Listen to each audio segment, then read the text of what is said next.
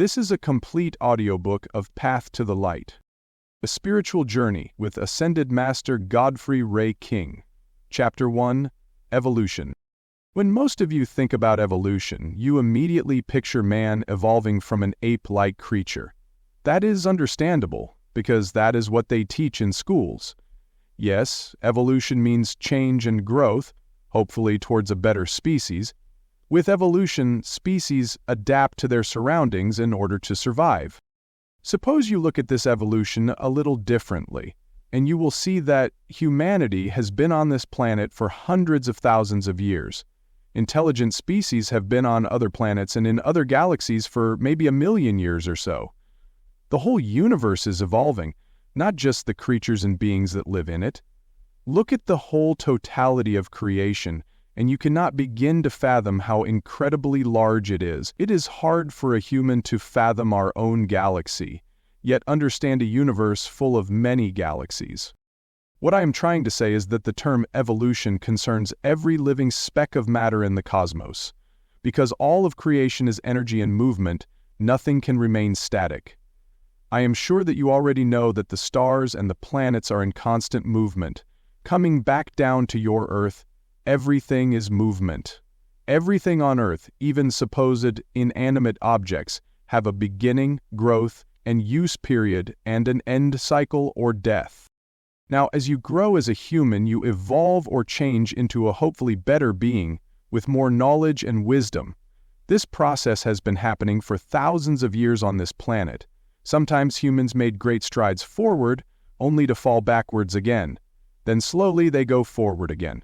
This is similar to what an individual may face with their many lifetimes in a physical body. Sometimes a soul in body makes the right choices and will learn a lot. Other lifetimes, wrong choices are made and it becomes a step backwards. Even within any given lifetime, the process is the same. So many do not even realize this process is happening. They get lost in this physical world, and personal growth means a school or a job. It may mean a better house, car, or money in the bank. Yes, this is growth, but not the kind that has any lasting effect. As has been said, you can't take it with you. So, what kind of growth and evolution are we talking about? Think about what is permanent with you as a human. Your soul, conscious mind, and memory. Your emotions and feelings. Find what is the real you and concentrate your growth on that which is eternal. And you do take with you. You say, why bother? And what are we evolving towards? This is a tough subject to answer in a couple of sentences, and we will discuss that more in depth later. For now, concentrate on becoming a better human being and citizen. That is evolution towards having a better planet, and a more respectable way of life, respecting yourself, others, and the planet with all of its many creatures and natural life. Together we can all evolve and grow into a better world for us to live in. At the same time, your growth stays with you in spirit and hopefully contributes to the whole of who you are. June 28, 10. Reincarnation. Do we only get one chance at life? That is a question so many people wonder, and many religions try to convince us of that truth. Many believe that you get one chance and then you die and go to heaven or hell. That is such an absurd concept taught by the churches to control people's behavior. And so many people actually believe this. Well, I am telling you that heaven and hell are not actual places, and what happens after death has nothing to do with either one. Now follow me on this. God created our souls, the real you. This soul is eternal life because we are created as a God spark, a part of God. I realize that this is a hard concept for some to absorb because you have been taught to believe otherwise. Keep that mind open and listen to me. This eternal soul exists in spirit form most of the time and has a life without a body. You might have a regular job or you might take classes. There is no such thing as floating around on a cloud playing a harp. People who lead a harmful life do not go to hell, they go to Rehab. I want you to understand that your soul and spirit is the real you. Now, where does this life in physical body fit into this picture? A soul can learn many more things if in a physical body. The challenges are many and varied, and much tougher than existing in spirit. Life is about learning and experiencing and will include many tests and lessons. It is hard. It was never meant to be easy. While in body we are born not remembering who we really are. We forget about our true spirit self and that whole world. From the time that you are a child, your whole life is about making choices. All day, every day, you make choices that will determine what you experience and learn. The key to a good life is making the proper choices. I am sure that you all know that, as everyone has made some unwise choices. There should be no judgment upon yourself for choices you have made. You learn a lesson from every choice. Some of you have a spiritual longing inside as you are missing that in your current life. This will lead you to search for something to heal that longing. You will search for that reconnection with Creator and Spirit, as that is the real truth in life. Others ignore the longing and fill their lives with many physical pleasures and material things. Many believe that these things will bring them happiness, but it does not work that way. Each attempt leaves you empty and searching for something else to make you feel joyful and whole. My friends, I tell you there is only one thing that can make a human feel whole. It to find and reconnect with God our Creator, the source of all life and energy. Now, I can already see some of you putting up resistance to this idea. You may have spent your entire life not believing in Creator. I can't make you believe in anything, and I would not even try. It is your choice. I am here to tell you the truth about life and hopefully get you thinking about it. Real truth is not found in any organized religion, and I would recommend that you stay away from religion. They only want to control what you think and believe so that they can grow more rich and powerful. The search for God has been a human trait since our very early beginnings on this planet or any other. We are all so much older and wiser that you can even imagine. Many beings have had hundreds of lifetimes in physical body. Think about that for a moment. It is the totality of who you are as a being. Understanding your history helps to know who you really are. Reincarnation is the term given to a soul taking on another physical body to live. Each life will be different as you will have new lessons to learn. Your soul chooses your next physical life according to what they wish to experience. So you see that even individuals in unfortunate circumstances made the choices to experience those things. There are no accidents. There is a reason to everything in life. This should also make you realize the equality of everyone. Just because they choose a certain physical life does not make them better or less than you. No one is better than another one, as each life depends on choices made by their soul. Now, you have read my words, and I hope it sparked some interest in the subject. I hope that all of you continue reading and research into reincarnation, because it is the foundation of all life experience. Let your mind wander to consider the possibilities of what I have said to you. Be open to this truth. In your heart you can feel the truth of it. That is all part of the joyous search to find the truth about life and yourself. June 25th, 10. The ego. Some of you may have never heard this term before. What is your ego? It is the part of you who has controlled you for all your life. It is the part of you that is ruled by emotions and desires and then gets you to make some wrong choices in life. It is the part of you that loves drama in your life and will create some out of anything.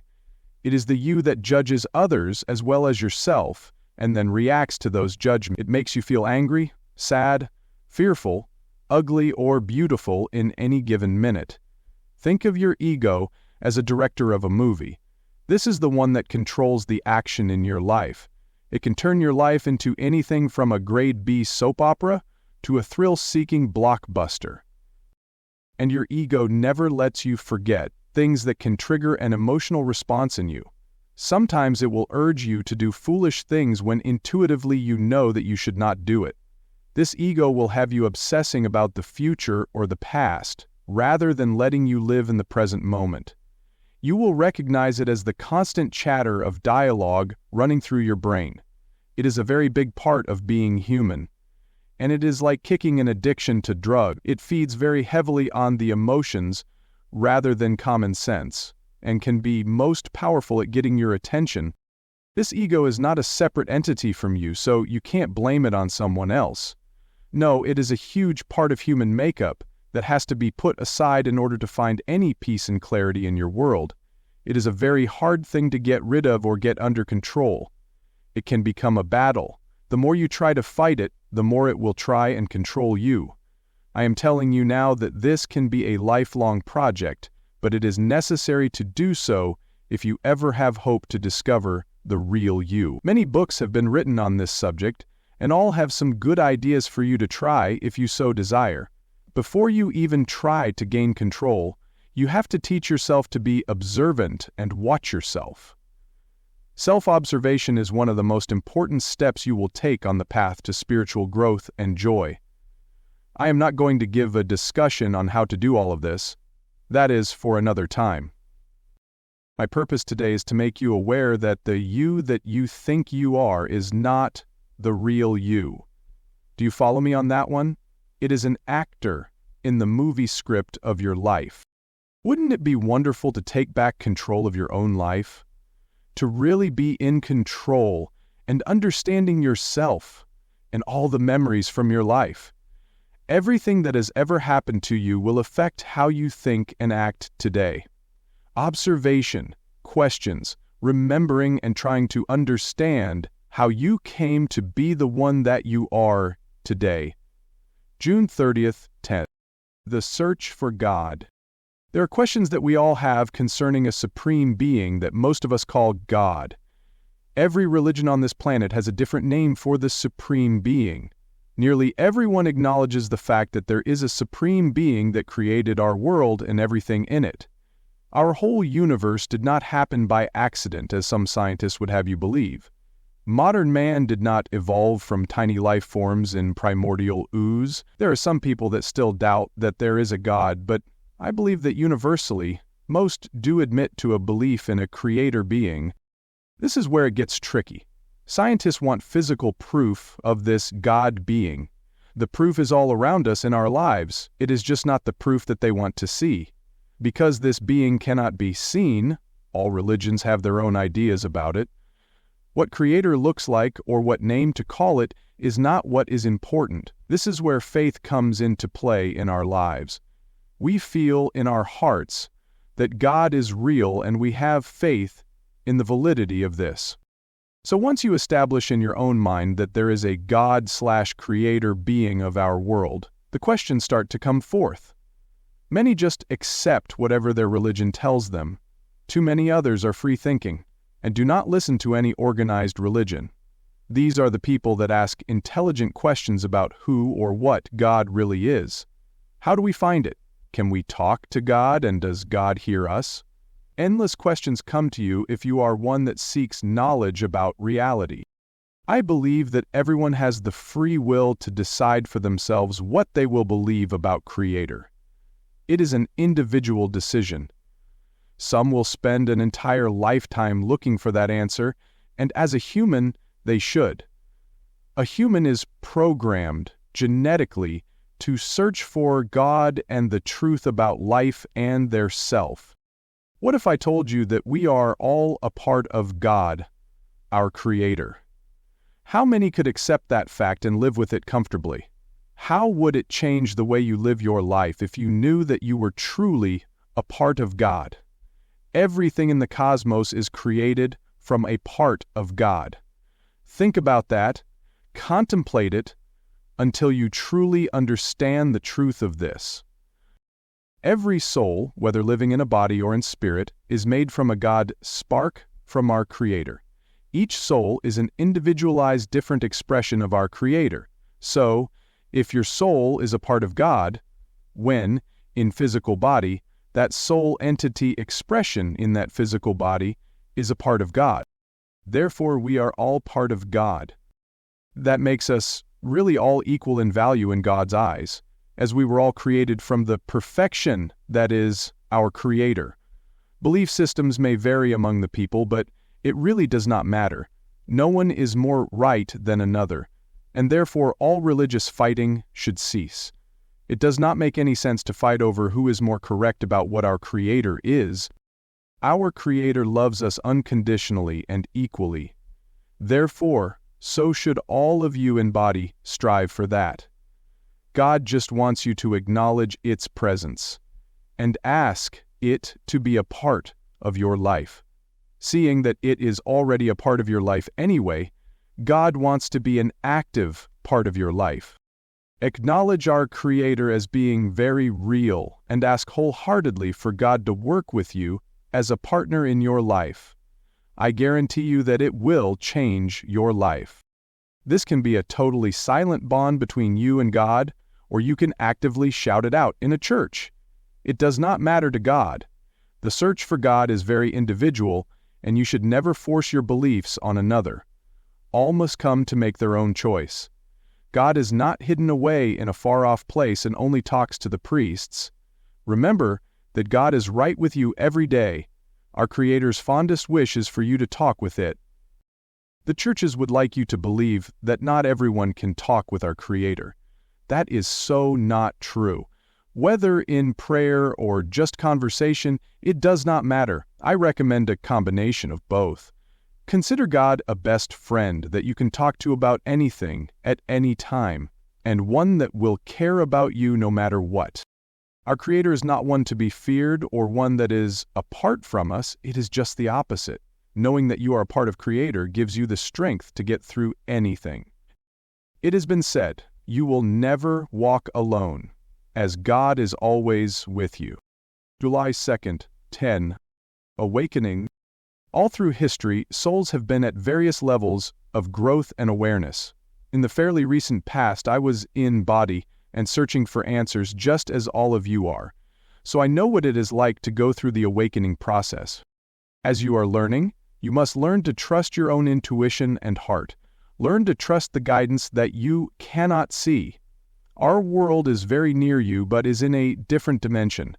We see you but you can't see us. What I mean to say is that not all truth can be seen with the eyes or felt by other senses of the body. This is where faith begins. Your desire to know the truth must have faith in the answers that you are receiving. Trust your own inner self to guide you in the right direction. The spiritual path can only be walked by you for yourself. You must go forward alone and decide the path to follow. You cannot allow someone to hold your hand and lead you, because not everyone has the same path to tread. It will be up to you to follow the path that leads to the light. As the many side pathways come up, you must not divert your energy unto them. If you do wander, always remember the main path to come home to that will get you to where you need to be. Always come back to it and you will feel that it is the right choice. That does not mean that along the way you can't stop and learn new information. This knowledge will get you farther along the path. So by all means take advantage of it. Studying and learning about mystical ideas and concepts are essential for growth. Envision yourself in your life as having a box to live in. The box is secure and comfortable, and many see no reason to look outside of the box. In fact, society wants us to remain inside of our boxes. Churches want us to remain inside of our boxes. But some among you feel the stirring of desire within you that will not stop. This desire becomes more intense until you cannot ignore it anymore. It says to you that there is so much more to this life of ours, and just maybe you should open your box and look around. You take a little peek and see all of the light shining brightly, and it feels so good. This should be investigated.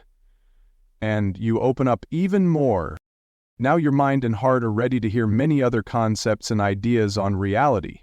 This is called awakening, and once the process is started, it cannot be stopped. It is a good thing, as humans must always ask questions about life and who they really are. This desire is built right into us, and searching for the truth feels so fulfilling to us. So begins an exciting journey.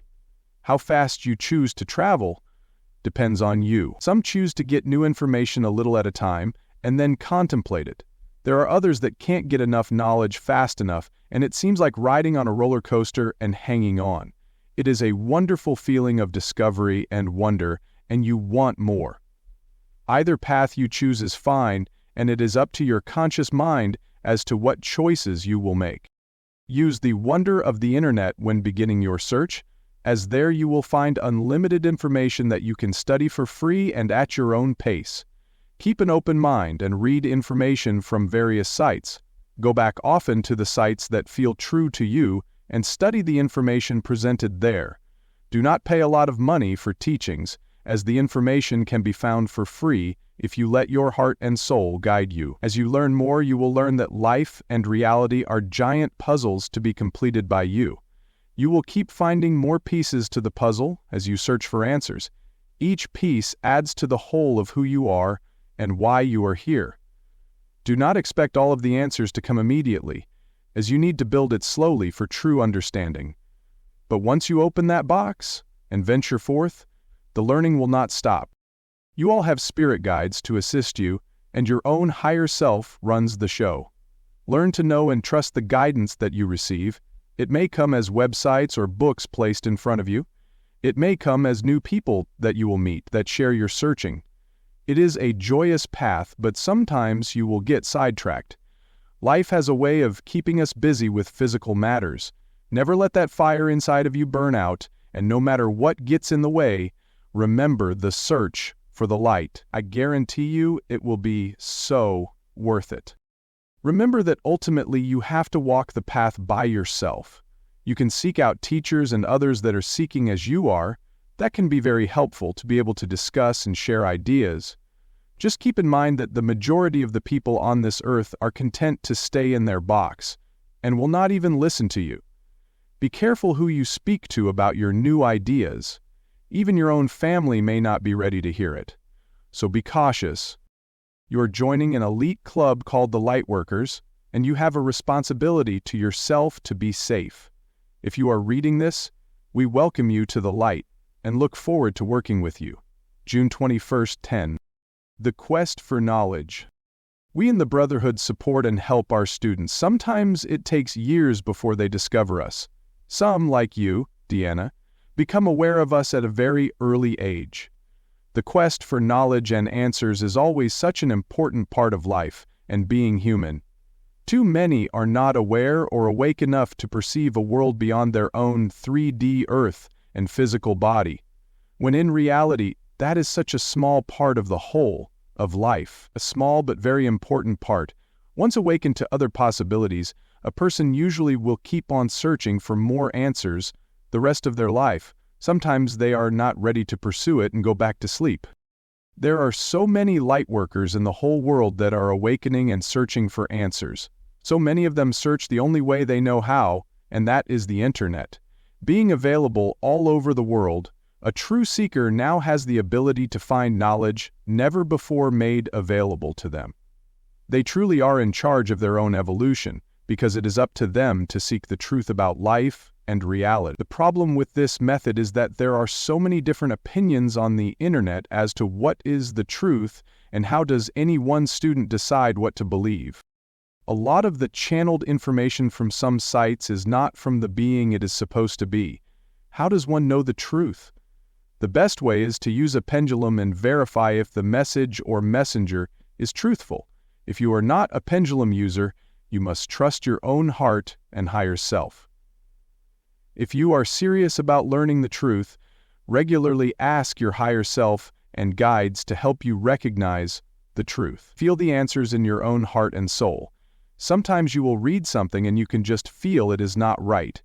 When you read genuine truth, your inner self will recognize it. Learn to trust your own intuition. A true seeker will try to find out who they really are and who their spirit guides are. This is an important step in the process. You cannot evolve if you do not see a need to do so. If you are content with your life no matter how painful it is, you will not feel a driving desire to find the truths of life. Generally, once you begin the process of seeking, events and circumstances will come to you. That is one of the ways that we teach you. Trust your feelings and read a book that seems to appeal to you. Find other people that may also be searching and get together with them to discuss ideas. It is so important to have other humans to share your ideas with. Sometimes we feel all alone and, at that point, it is best to read, study, and contemplate all of the wise books that have been written over the years. Learn to contemplate life as the great philosophers have done. Walk away from the video games and television. Devote your energies to more important pursuits that will help you grow and learn.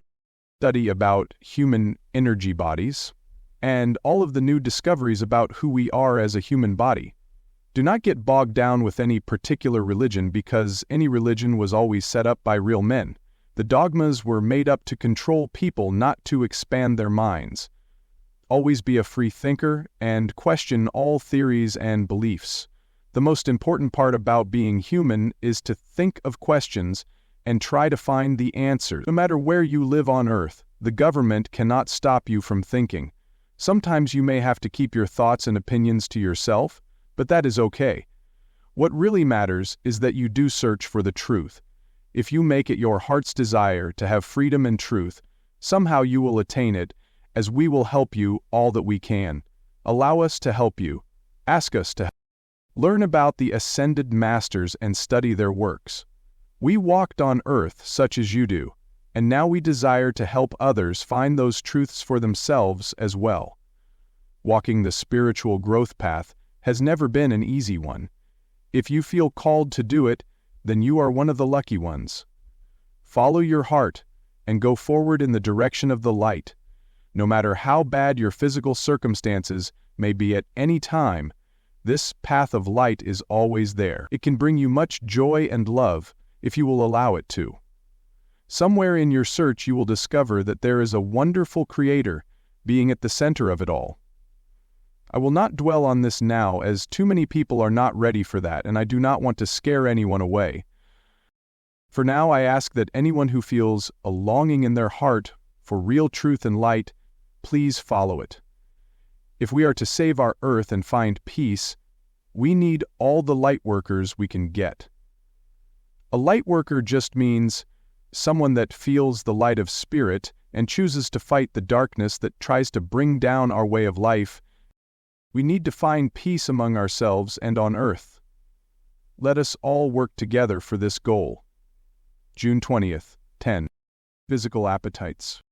We talked before about your ego and how it affects your life. The ego is the part that causes you to have appetites for certain sensations in your life.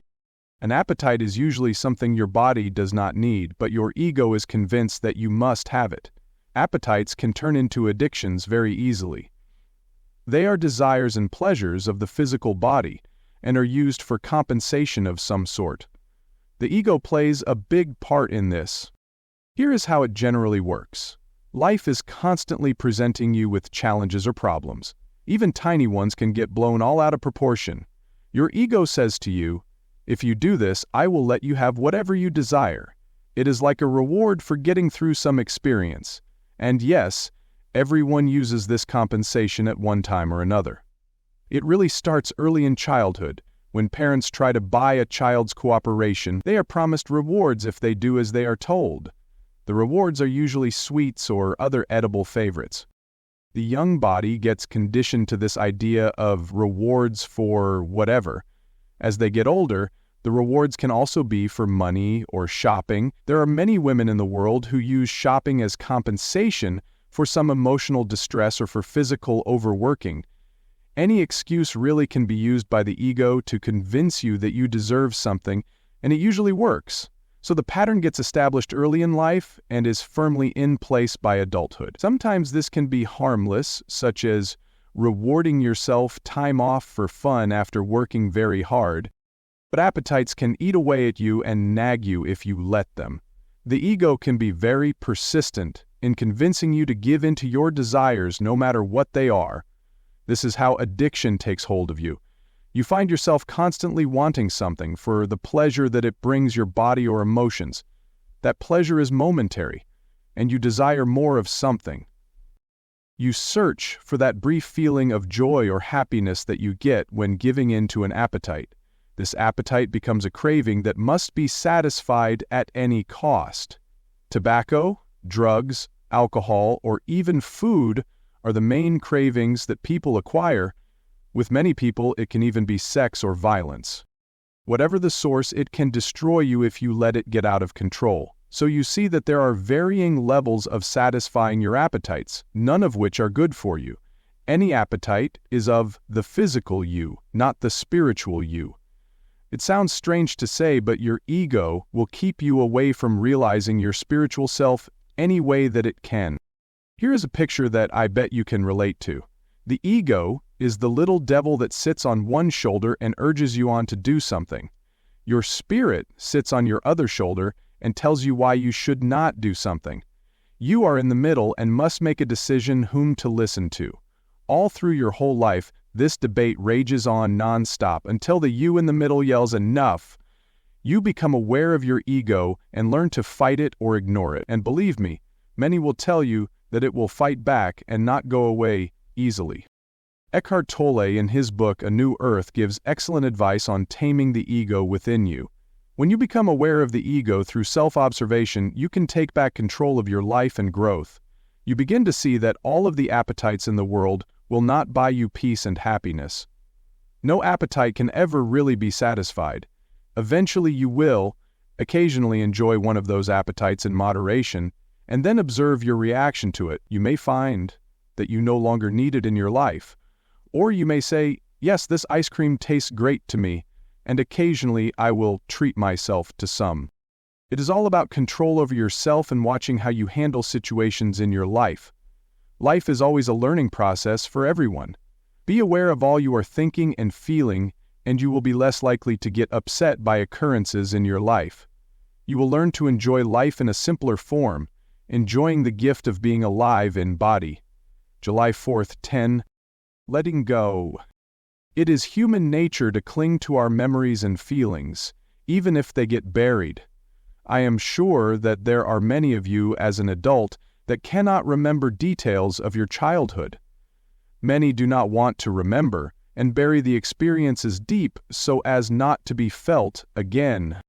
Everything that happens in childhood and all through your life will affect who you are.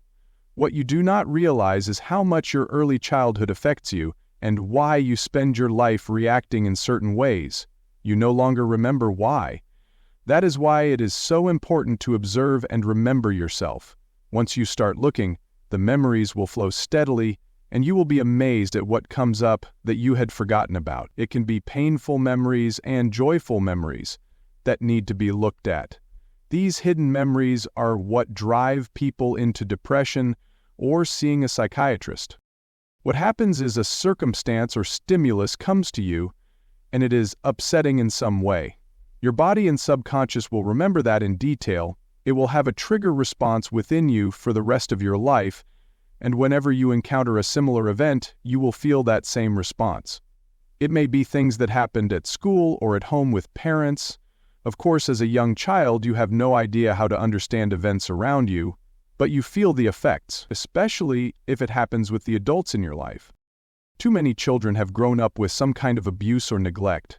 Adult humans have never understood how to properly raise children, and they just assume it will happen on its own. The adults do not understand how it affects the children when they get angry, sad, or just too busy to care. The children grow up without feeling proper love and encouragement. This will affect these children all of their lives as they continue to search for that love and support that they never had. Children with physical abuse are even worse off because they will bury the trauma of it all. What I am trying to say is that everyone has a childhood that needs to be examined, forgiven, and let go of. You happen to remember an event that upset you, and then you look at it from an adult perspective. This new perspective can help you understand that you were not at fault, and you no longer need to hang on to this feeling. Try to understand the circumstances that made the person cause you harm or pain. Then, most important of all, forgive them. For they did not know what they were doing when they were acting out in their own pain or anger. Hanging on to the event and emotion does you no good at all.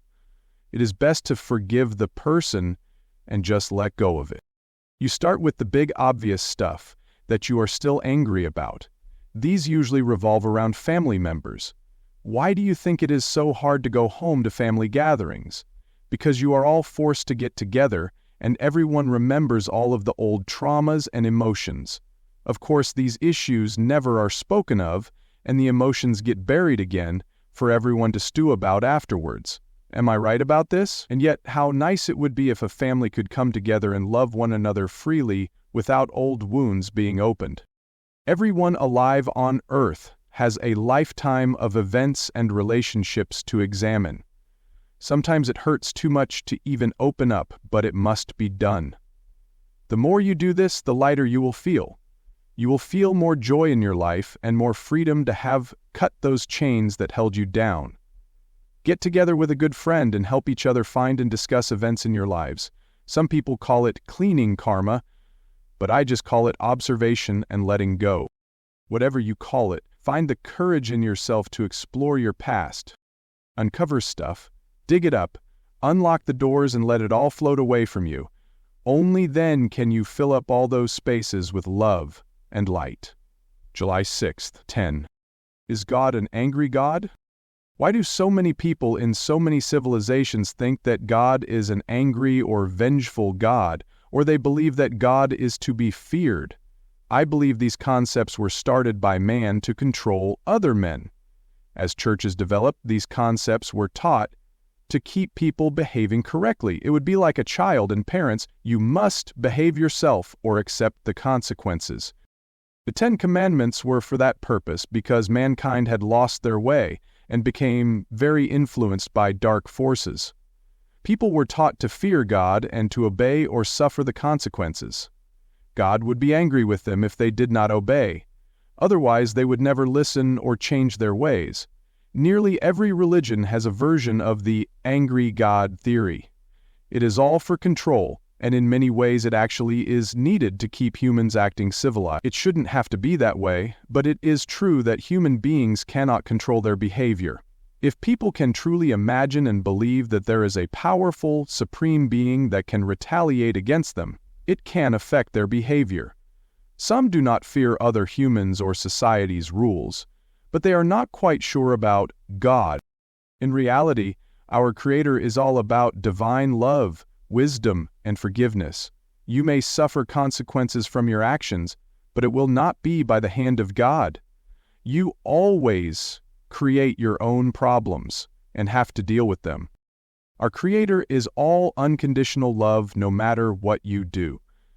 Now that is not to say that souls who are totally unredeemable will go on forever hurting people and causing chaos.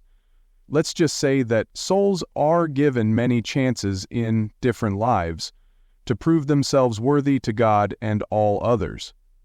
God created us and God can choose to decreate us in extreme cases.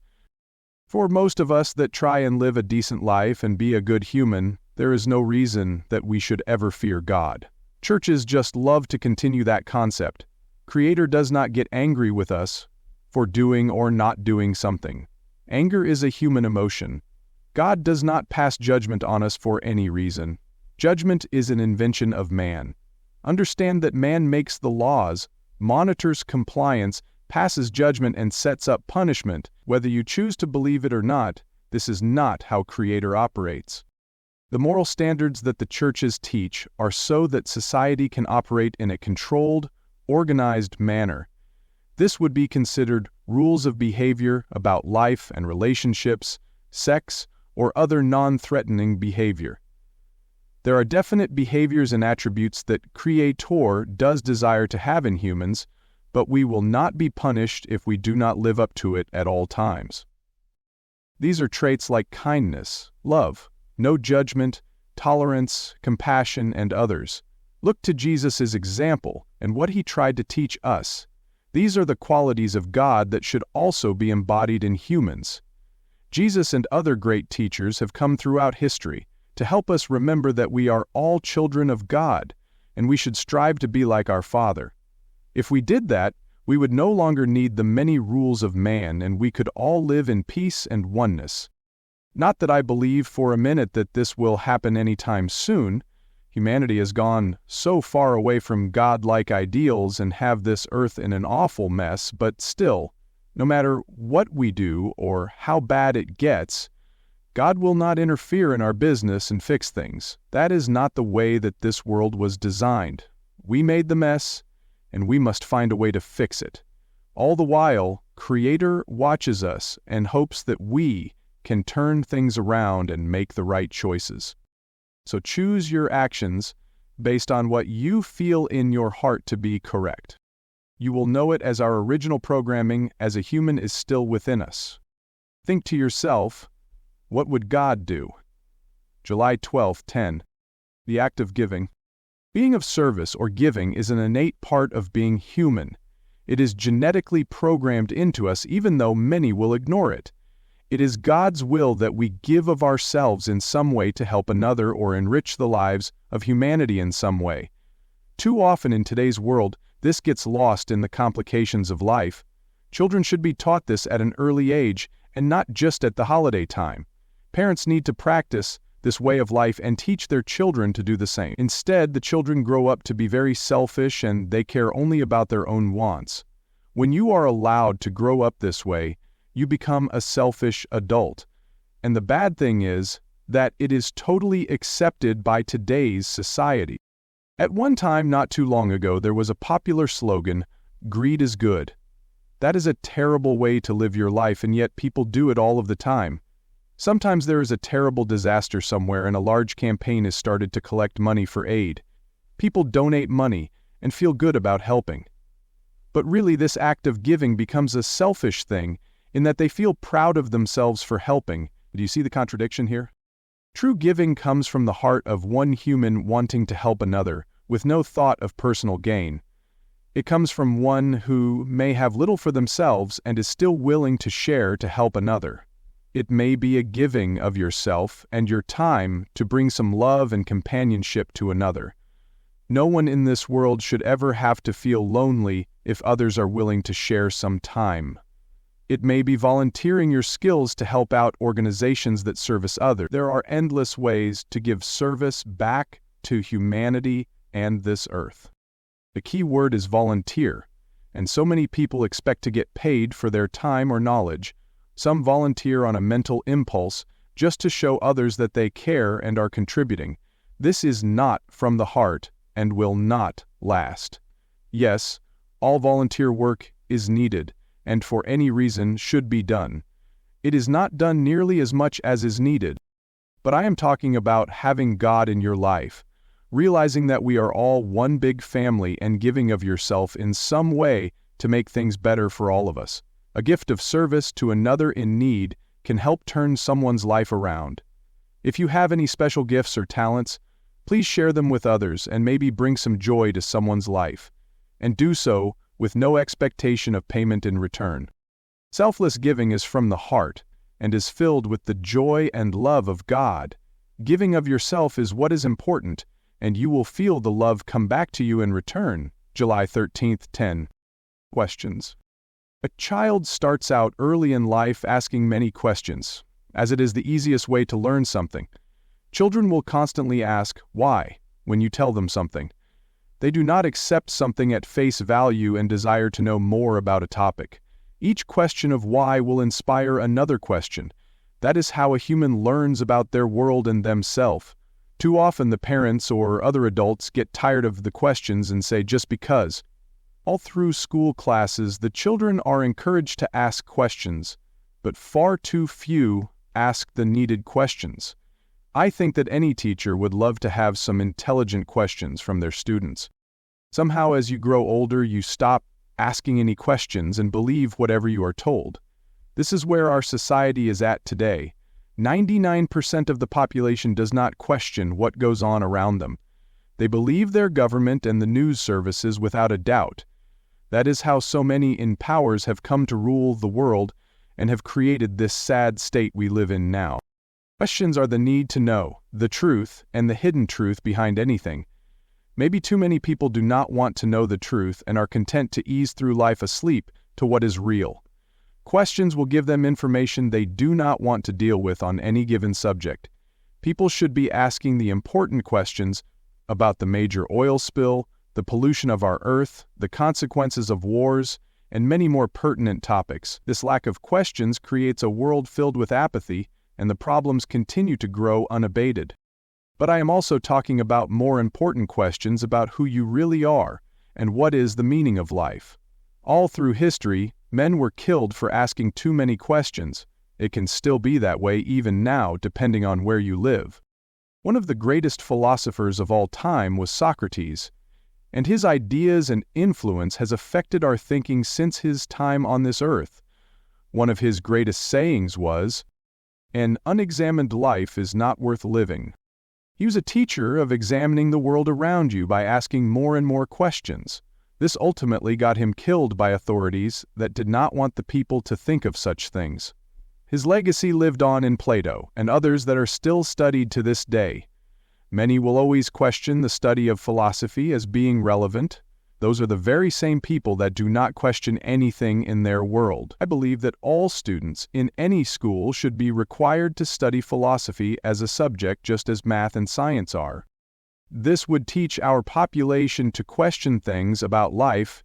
The people would be less likely to blindly follow something if they could question the truths behind it. Boy, would a lot of politicians squirm if that ever happened. Lots of lies would be exposed in what they were telling us. Ask yourself this: do you really want to know the truth about something? Even if you choose to not question your government or business around you, you should desire to question your purpose on this earth. It always starts with the feeling that there is more to life than you currently know, and hopefully curiosity will take over and get you on a search for answers. One question will get answered and lead to more questions. This is how we were meant to learn. There are still great teachers among us on earth that teach how to question life and find truthful answers. Arlen Bach is one of them, and you, Dianna, know this, as he was your teacher. Let every day bring you to ask the why of things much as you did as a child, the innocence of sincerely wanting to know the why of something. What you find may change your life to being a better human. July 9th, 10. Save the Earth. Love your planet, save the Earth, recycle, global warming, and so many other terms have become a part of life. How many people even know or care what it means? How many people really are aware of all the disasters facing our Earth at this moment? What amazes me is how many do not even care. Politicians try to make it seem as though these threats are not real, so we should not worry about it. The lobbyists fight for the big corporations to continue business as usual with no thought to the damage being done. What will it take to really wake up the populace to how serious this is becoming? I guess it will only happen when their comfortable lives are thoroughly disrupted and the coastal cities will be underwater, or maybe when you can no longer eat any seafood because the waters are so contaminated all over the world. That is, assuming that the fish even survive. The latest reports show that we are having record-high temperatures and much rain all over the world. This climate is changing and you can no longer deny it. Okay, so people start believing all of these threats are real.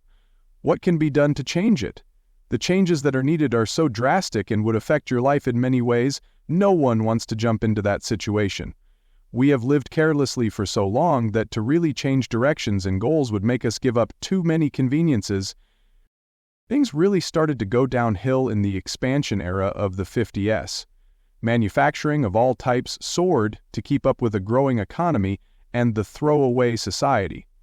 Companies discovered that politicians could be paid to look the other way as pollutants and garbage were dumped into the earth.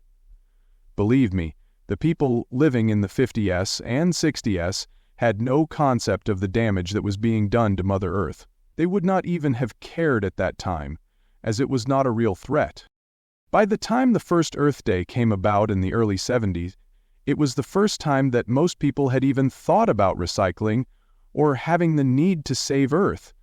Some looked upon these people as crazies, just as they saw the people that tried to save the wildlife. How can people be so heartless and blind? What have we become as humanity? It saddens me to realize that we have come to the brink of killing Earth and destroying life, including humans. And still not enough people will stand up and yell for a change. A wake-up call is needed.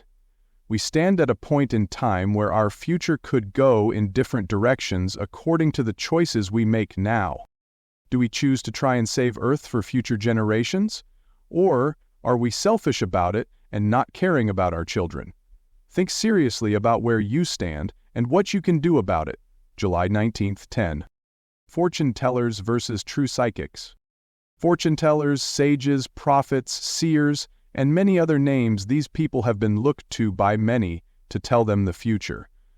Everyone wants to know what is likely to happen to them so they can be prepared. Too many dwell on the unknown and worry about tomorrow. Even in ancient history, kings and rulers would have their own personal prophet to help them plan for things. Many were false, but some were genuine psychics.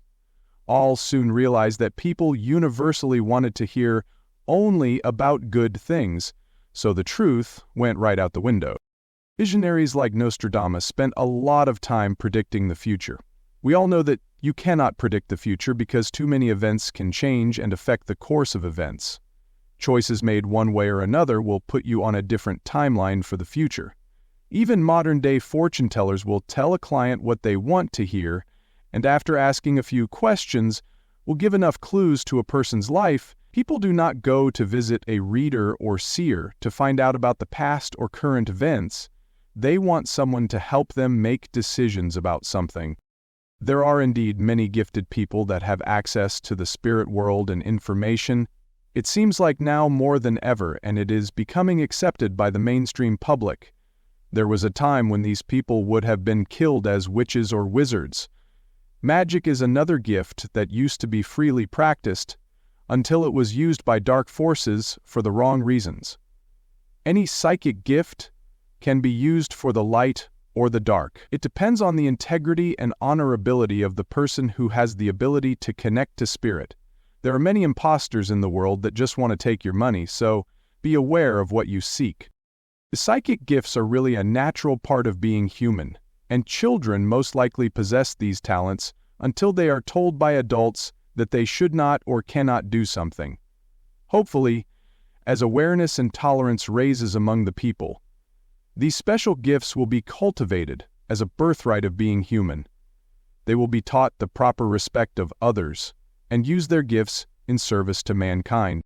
Adults that have psychic or healing abilities are finally at a point in time of being able to admit it to others. You are becoming confident enough to accept the gifts that you have and want to share with others. Of course, some people will still find it odd, but most are now open to discussion about previously taboo subjects. Just because you cannot see the spirit world does not mean that we are not real and right in front of you. There are a lot of mysteries to this life, and most will have to be dealt with on faith. You are reading my words that are spoken to Dianna telepathically. She is one that can connect to other planes and dimensions while still being conscious in her own body. Otherwise, it is just like having a normal conversation with anyone. People that can do this are called channels. Some channels are not conscious when getting communication and let a being speak through their body. The actual channel may not even remember what was said. It is not a very convenient way to converse with someone. Channeling is a legitimate form of communication, but not all messages received by some are the truth. There are a lot of imposters just waiting to talk through a channel. I will tell you that Dianna has been taught by Teacher Arlen to verify whom she is talking to in numerous ways. I can attest to this as I go through it regularly with her. Other people can see the other dimensions and planes. These people can see the angels, fairies, and other spirits that walk among us in our world. There are also healers that can read your body and see things that even modern medicine cannot. Life is a wonderful adventure, and a human being is so much more than you ever thought. Do not limit your thinking and yourself. Explore the possibilities of what it really means to be human, and hopefully develop some gifts of your own, but be sure to always work for the light of the Creator, and keep your heart in the right place. July 20th, 10. Fear and worry. Your world is falling down around you. On the home front, as well as a global scale. The news crews love to speculate on the outcomes of current events, as well as get people afraid of possible outcomes. Every day brings a few new scares. Wouldn't it be amazing to wake up someday and have the news crew tell you that today is a good day and all is right with the world? What if all of the magazine covers had stories about all of the good, happy marriages? Wouldn't it be a pleasure to not be confronted at every turn about how bad things are getting for us in this world? Doom and gloom, worry and fear, anger and hate. This is what is broadcast to everyone on a regular basis. And let us not forget all of the many conspiracy theories that pop up every day as people create even more fear about stuff that may or may not even be true. Yes, this world is in an awful mess. But when has it not been? Look at your Earth history, and every single decade had its own set of worries and fears. Some of you think back fondly to simpler times, but those times had their own major problems and fears. That is life on this earth, and it has nearly always been that way. The conspiracy people say that they just want to make people aware of what is really going on.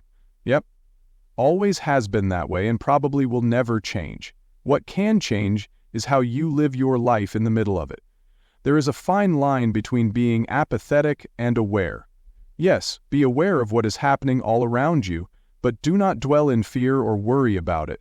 In nearly all situations, you cannot do anything about it, so why get bogged down with worrying about it? Life is going to unfold and happen no matter what you have to say about it. I realize that this sounds like I want all of you to give up and not care. No, that is not true, as I hope everyone does care about the state of this planet. Just be realistic about it, and do not let it consume you. Whether you see it or not, there is a grand plan to life that unfolds around you. On my level, we can see events with more clarity and understanding. We masters do get involved with life, whether you are aware of it or not. In other words, do not panic. Go with the flow of the energies instead of fighting them. Worrying about the events of tomorrow never helped anything or anyone. Have some faith and hope for your future, and then live your life for the moment that you are in now. Relax a little and feel the love amid the chaos. July 23rd, 10. Live in the present. Most people do not live in the present now moment. In fact, very few are even aware that there is such a thing. It is hard to achieve this and keep it constant as a way of life. Our conscious mind and ego are constantly thinking about past moments or wondering about future moments. With the past moments, we analyze every word and action and try to understand our feelings about it. We may think about the other people involved and try to understand their actions. Usually we will ponder alternate scenarios and their outcomes. We love to hang on to emotions that are attached to events so that we can relive it at will. It is a way of rewinding your life and reliving the joy or even pain of something. Everyone does it. Or maybe we dwell on the future and plan ahead for how we will act or feel when something happens. Of course, this future can have multiple outcomes, so we have to think about all possibilities. Sometimes we think ahead to one day, or maybe even years. It does not matter, as most experience all at some time. We plan what we will say when talking with someone, and then that never works because the person involved will invariably not react the way you envisioned it. So, all of those hours spent planning were wasted time. Some people are so busy living in the future they have no idea what is happening today. Remember that time does not stop, it is constantly moving, and if you want to really experience your life, you must enjoy it as it happens. How often do you hear someone say that the children grow up too fast? That is because they are never in the moment enjoying that child while it is doing whatever is needed or enjoyed at that time. Children mostly live in the present and will enjoy life or fear life as it happens. As they grow older, they are taught by adults to worry about school tests coming up or other dramas in life. A child will also dwell on their past, however short, because the adults focus on it. The child may get punished for something that was already done, so they learn to think this way. A happy child is living in the current moment and being free to express themselves in play. This is something that an adult will not do. An adult will not be free to play in any given moment because they worry about what others will think of them. They cannot let go of past fears that may have occurred in a previous time of letting go. Be here now. Let's live for today. Carpe diem. These slogans have been there to remind us of the joy that can be found when you give up over-analyzing your life and just relax. Stop and smell the roses is a good one because it tells you to forget about all of the other junk and just literally stop and enjoy life.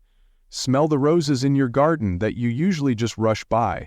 Sit down and listen to the birds singing or the water in a creek flowing by. There are so many joys in life if you would only stop thinking and just be. Too many children are allowed to spend their lives lost in video games, studying, playing sports, or other activities. Parents feel the need to keep them busy every waking hour. These kids grow up feeling that they must work hard, exercise hard, or keep busy every minute with family stuff. Everyone has lost the art of just relaxing and doing nothing. You are so obsessed with being busy every minute of your day, if you take the time to do nothing, you feel guilty about it. And actually, doing nothing is one of the best things for you as you are experiencing what it means to live in the moment and enjoy life around you. Even the busiest person should plan a little alone time for themselves to just sit on their porch or in the garden. And then do not use that time to overanalyze everything or plan other activities. Learn how to still your mind. Tell it to shut up and leave you alone. Try and keep your mind blank if only for a few minutes. It will get easier with practice, and then you can really feel the world and its wondrous beauty.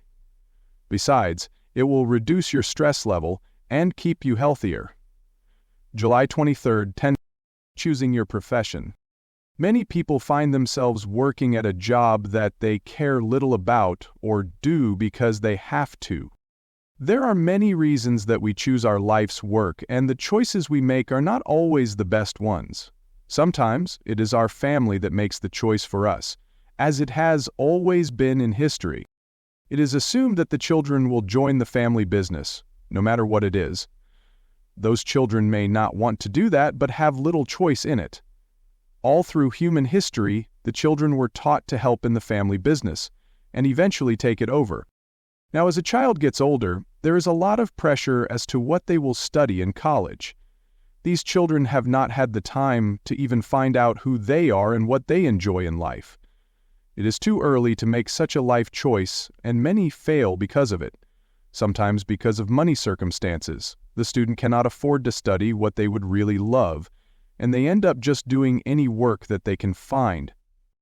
All of us have a role to play in this world. We come into life hoping to make a difference in some way.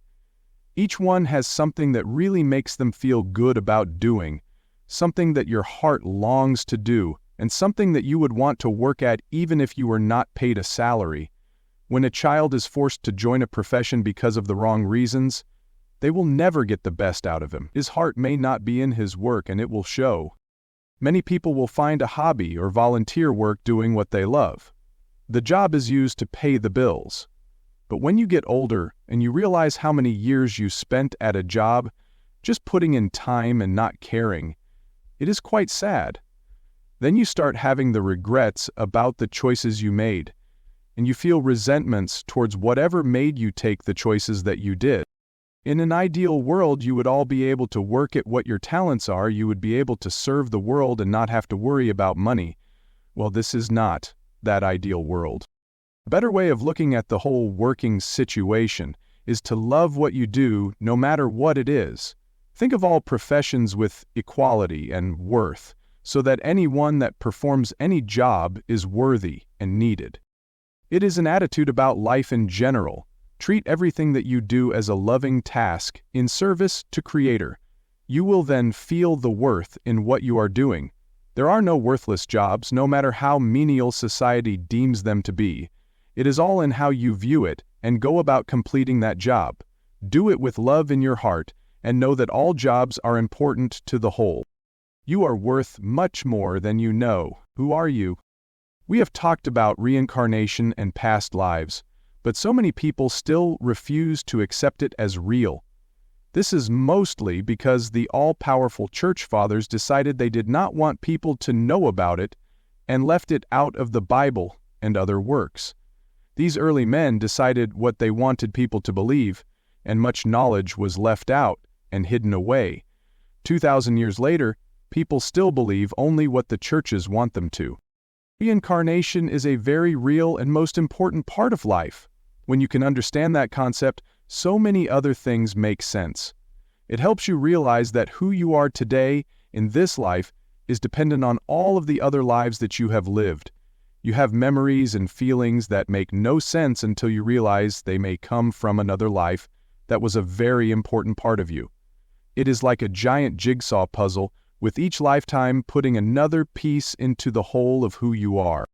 The fears that you have that seem irrational may have their root in another life.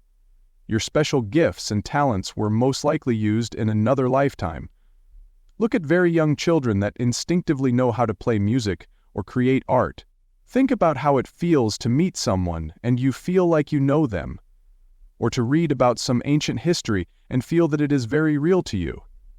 Think about places or things that you are very attracted to, and chances are you were there in another life. Certain cultures feel like home to you for no real reason.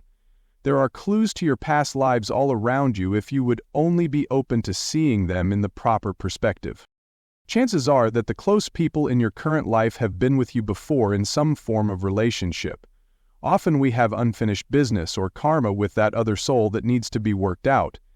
Each life gives you that opportunity to learn and grow, and also to settle any unresolved business. Sometimes you will choose to reincarnate with other beings that you enjoy being with, just to learn, grow, and experience life together. You help one another in some way. When you completely understand that you have many past lives all through history and all over the world, it gives you a new perspective on who you really are.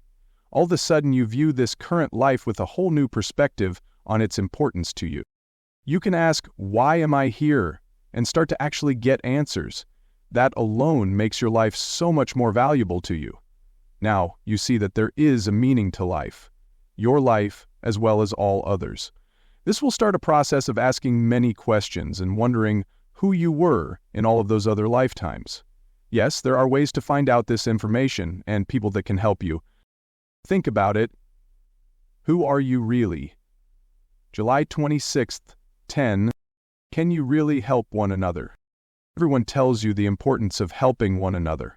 Sometimes you do not help because you do not know how to help. When you see so much unhappiness, confusion, anger, fear, and emotional pain all around you, sometimes it gets overwhelming and you ignore it all. This is because even though you want to help in some way, you don't know who, what, or how. It seems cold and selfish to not help someone, but to offer help sometimes does not feel right either. Everyone has issues and problems to deal with. It is like you are all messed up in this world together, so everyone should help another in some way. I mean, the giving of yourself in a way that can make another smile or feel loved, even if only for a minute. Some of you can get involved and do volunteer work. You can do this at everything from a food bank or kitchen to a counseling center. People that have lost their way in life need someone to help them sort out their lives and find a reason to change.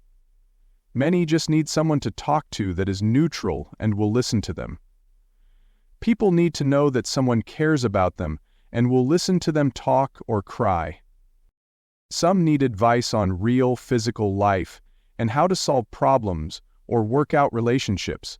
Most people that need help and support just really need someone to talk things over with that will not judge them. So many people feel alone, even if they have family. Many really are lonely and need some companionship, even if for a little while. There are many people that are disabled and would love to have a visit from a friendly person just to talk. Many of these people do not have family nearby that can come to visit with them. One thing to remember is that everyone has free will and free choice in their life. No one should ever try to force a religion or other beliefs on someone. Church groups love to help others, and that is good, but all too often they brainwash the people into the religion. They tell them that only by joining a particular religion can they turn their life around. For some people it is better than what they had before and will help them change their life. I just wish there was a better way. I ask those of you that are light workers to resist trying to teach someone what you know to be true unless they ask you for it. Yes, you know many things to be true and it could help someone, All of you at one time or another wanted to share your knowledge with others, and in your enthusiasm you end up alienating them instead. The best thing any of you can do to help another is to feel love and be friendly towards them. Sincerely smile to someone that you meet. You will find ways to help another if you sincerely feel it in your heart. Sharing love and compassion is the sharing of God that is within you. Please don't ignore those feelings in your heart. Follow your own instincts and talents as to how you can help. Maybe it is by being a big brother or big sister to children. Maybe it is working with the scout troops or kids camps to help the youth. If you are good at a subject, tutor another, whether it is a student or an adult. Help out at animal shelters or even community centers. Join groups that work on the environment to help clean up Mother Earth. There are so many opportunities to give back to the world, and even the young children should be taught to give of themselves freely. No matter what your own circumstances are, everyone can find a way to volunteer help in even a small way. We really all need help at some time or another in our life, and please give freely of yourself from your heart. Do not do it because you want the ego satisfaction of saying that you volunteer. A true giver does not have to brag about it. In every community and city all over the world you will find some way to help others. If every single person would stop being selfish and help in some way, be of service to man and earth, maybe we could turn things around on this earth. Maybe we could stop some of the hate and anger and replace it with love and light. One can only hope. July 27, 10. Miracles. When one speaks in terms of universal truth, there is no such thing in infinite creation as a miracle, for what the world calls miracles are only the operation of divine law, which because of its very nature of perfection, sets aside all humanly established laws of limitation. Miracles are always in the eyes of the beholder. Many things you now take for granted were at one time called a miracle because it was not understood. When you witness something happening that is beyond your understanding, you may call it a miracle. Many healings done on people today would have at one time been a miracle. A basic light bulb was at one time a miracle. So you see that a perceived miracle is all a matter of wisdom and understanding. Nearly everyone believes that miracles are done by God, and in a way that is true. As you all have untapped God power within you, if you understood the wisdom involved, you could most likely perform what others would call a miracle. There is so much to life on this earth that you do not understand. You limit yourself and do not search for the truth that you do not yet know. Learning to work with the energies of the universe that others do not even see may seem like performing a miracle or magic. Miracles are very real when performed by a highly advanced being that has knowledge of God's divine law. You all accept that God performs miracles, but here on earth God may work through humans to perform a so-called miracle. It is the birthright of human being that allows you to do this. A human that is working in one with God is capable of unlimited power and wonders. In your life, today, accept the truth that God is within all of us and everything. Acknowledge with all of your heart that you are a part of God, individualized in body on this earth. How will this new knowledge affect the way you see yourself? How will it change your attitude towards your life and others? The presence of God is within all of you, not in some faraway place. You can talk to God as a friend and God will always hear you. When God had said, "You will never walk alone," it was because God is always with you. God is truly a witness to everything you do, think, and say. God will never pass judgment on you as you will always judge yourself. That is a part of being human. So you see, these miracles can and do happen because God is very involved with your life, whether you accept that fact or not. A much more wonderful relationship can evolve when you ask God to be an active part of your life. Think about it, August 3rd, 10th. What is the meaning of alive? How do you classify in your own mind what is alive? What has a consciousness as you know it to be? Does it have to be visible to count as being alive? Do you believe that man is the only thing to have a consciousness or a soul? How do you answer these questions? Your answers will determine how you treat the world around you. Of course, you know that all humans have a soul, but somehow you feel that certain races of humans have inferior souls. Each individual race has some other race of man that they feel is inferior to them. How can that be so if God created all the souls equally, but they happen to now inhabit a different type of body? It makes no sense if you really think about it. Just because someone is less educated, civilized, or has less wealth does not make them any less human than another. This is a very important lesson that all humanity must learn very soon. Equality of us all could change the world. Now think about the animals, fish, and birds in the world. We know that they have consciousness within them. So does that mean they have a soul? They have emotions and memory, just like men do. Just because they cannot speak our language does not make them any less important in the whole of creation. What if they could talk to us? Would that change your mind? Is that the only thing that makes them inferior? Animals have been shown to possess great intelligence and courage, so why do we not consider them equal to humans? Maybe they are actually superior to man in many ways, we just do not want to believe that. Humans feel that they can use and abuse the animal population any way they choose. You should be loving them as brothers and sisters and honoring them. They would work with man willingly if you respected them as the equals that they indeed are. What about the insects of the earth? Do they have value to us? Of course they do. Are they alive? Most definitely they are alive and show a unity of consciousness among them. Yes, some of them can be a nuisance, but there are many that may outlive man on this earth. You should value them as part of God's creation. What about the plants and the trees? They are obviously alive and eventually die just as man does. You see, all of creation has a beginning, middle, and end time on this earth. So does that mean that the earth herself has consciousness and maybe a soul? Now that is a radical concept. What about rocks, crystals, and stones? Are they alive in their own way? Could they communicate if we knew their language? You know that crystals do grow and change. That has been proven. But do the crystals have an individual consciousness of some type? How would this change your view of the world if you could understand this concept? I am telling you that our Creator/God made everything. This is a fact, not a speculation. It is true, regardless of whether you believe it or not.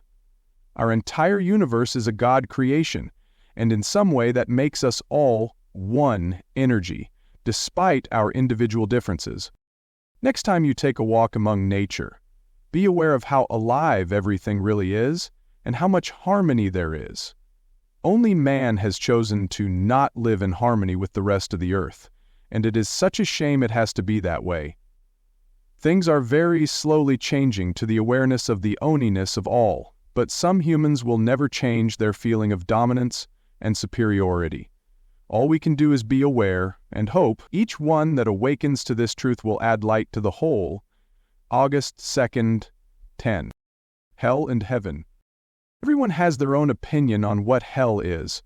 Very many do believe that it is a real place, and the churches support this belief. Movies and books show hell as a real place, down in the earth. I think that some people really believe that hell is a real place at the center of the earth, hence the fire and the heat. The devil lives there and rules the underworld. This is a concept that many people believe in. It is the ultimate home of the dark forces and is used as a prison for all humans who disobey God. The churches love to continue this belief so that it keeps people behaving properly. It is used as a threat. This concept of heaven and hell was created by man and church. If you were a good person, or if you were bad and then you went to confession, they believed that you went to heaven. Some people were bad and evil and took pride in that they were going to go to hell. These concepts of following the rules or be punished by God was made up by man and church not by God or Jesus or any other real spiritual teacher. This is not real at all, my good people. Let go of it as it is a made-up story like a good movie. The same for the heaven version of the story. Two sides opposing one another, black and white, light and dark, good and bad, up and down, pure and impure, high and low, and on for many more examples. Most people live their life in the middle somewhere, but somehow believe in the two extremes. But how many say, when life goes bad for them in some way, that God is punishing them for something they have done? How many feel that many things are sins and that God will send you to hell? And these are normally intelligent, logical people. So great is the fear that the churches have instilled of a horrible sentence in hell, living in torture by the devil for all eternity with no chance of escape. That is the prevailing concept. Yet how many people go to church on Sunday and get forgiven for all the sins they committed all week? There are some really bad people that are convinced that they are going to a place called heaven. They have no intention on being a good spiritual person all of the time, but really believe that the church can provide them with the ticket that they need. How many church people have told others that they will never get into heaven unless they join the church and follow the rules, and they really believe that stuff? Then we have a large percentage of people somewhere in the middle that just try and be a good person and not buy into all of the dogma. They may or may not believe in God, but many would like to know there is one. They are just struggling to get by in life and find some sort of happiness or peace. Some will question life, and others live in apathy. Don't you see that many have created their own hell here on earth to live in? You make your own choices in life, and they are not always the best choices. Even if you do not buy into the church dogma, you can create your own hell in your everyday life. Foremost, if you live with an absence of God and spirituality, that will cause you much pain even if you don't realize why. Humans are spiritual beings who happen to be living in body on earth. Being one with God is our natural state, and to be cut off from that connection makes your soul ache. I know it sounds like a cliche, but it really is true. There is so much pain and suffering in the world that is also caused by people that are living in their own hell. If you were living in joy, you could not cause pain to others. Yes, it is so true that people who are living in pain will most likely cause others to suffer pain as well. The criminals that kill people without a thought, and there are many, already live in pain and feel that they are going to hell anyway, so what does it even matter? There are so many lost and tortured souls roaming this planet. It is even worse when these people get in power positions and can cause wars and kill even more people. Of course, many wars were and still are fought in the name of religion, and these zealots feel that they will go to heaven because they killed non-believers. It is so warped. So when you die, will you go to heaven or hell? I am here to tell you, neither one. It is kind of like telling someone there is no Santa Claus. When you die, you will most definitely be held accountable for all of your life. You will have a review of all the good and bad actions or choices that you have made. The main difference is that you will not be sent to a place like heaven or hell. The kind of life you have led will determine what happens next after you die and are again in spirit form. Think rehab instead of hell. This life that you are now living is just one of very many over a long period of time. If you do not get it right in one lifetime, you will get to try again and again until you do realize the truth to life and who you really are. That is when you discover what heaven really is. August 4th, 10. Happiness versus joy. The pursuit of happiness is a goal for all people worldwide and means different things to everyone. What makes someone happy is totally different for someone else. Is this search ever finished? Can you find happiness? What exactly is happiness?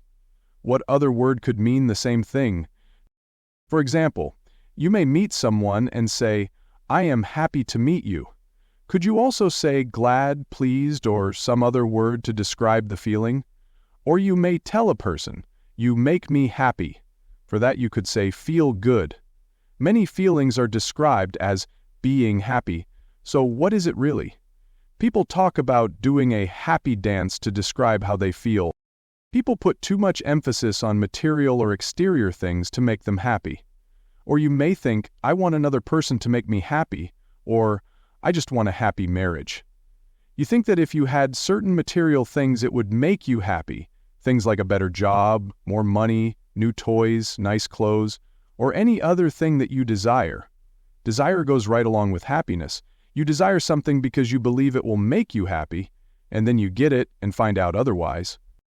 So is the state of happiness real, or is it a term for a multitude of different emotions? And emotions come and go very fast. You cannot hang on to one. Vacations are a good example of trudging through life all year for a week of fun, relaxation, and adventure.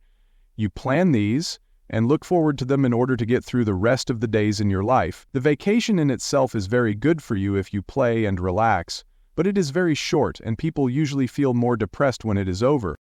Were you happy on vacation? It will seem so, because you can relax and have some fun enjoying life. Too many people spend nearly all the hours of their lives working and living a life that is not worthwhile to their being. These people feel that happiness really eludes them, and some actually get very depressed about it. So my point is, happiness is not a real state of being and is very fleeting. Long-time married couples say that they have a happy marriage. Really, it means they are content with things and each other. And that is a good place to be, no matter what you call it. So what comes to mind when you think of joy? What feelings and emotions come to mind when you say that you feel joy? Now stop for a minute and compare your feelings about happy and joy. Do you understand the difference? Happy is in your head. Joy is in your heart. Joy is an emotion that comes from inside of you and fills your whole being with lightness and love.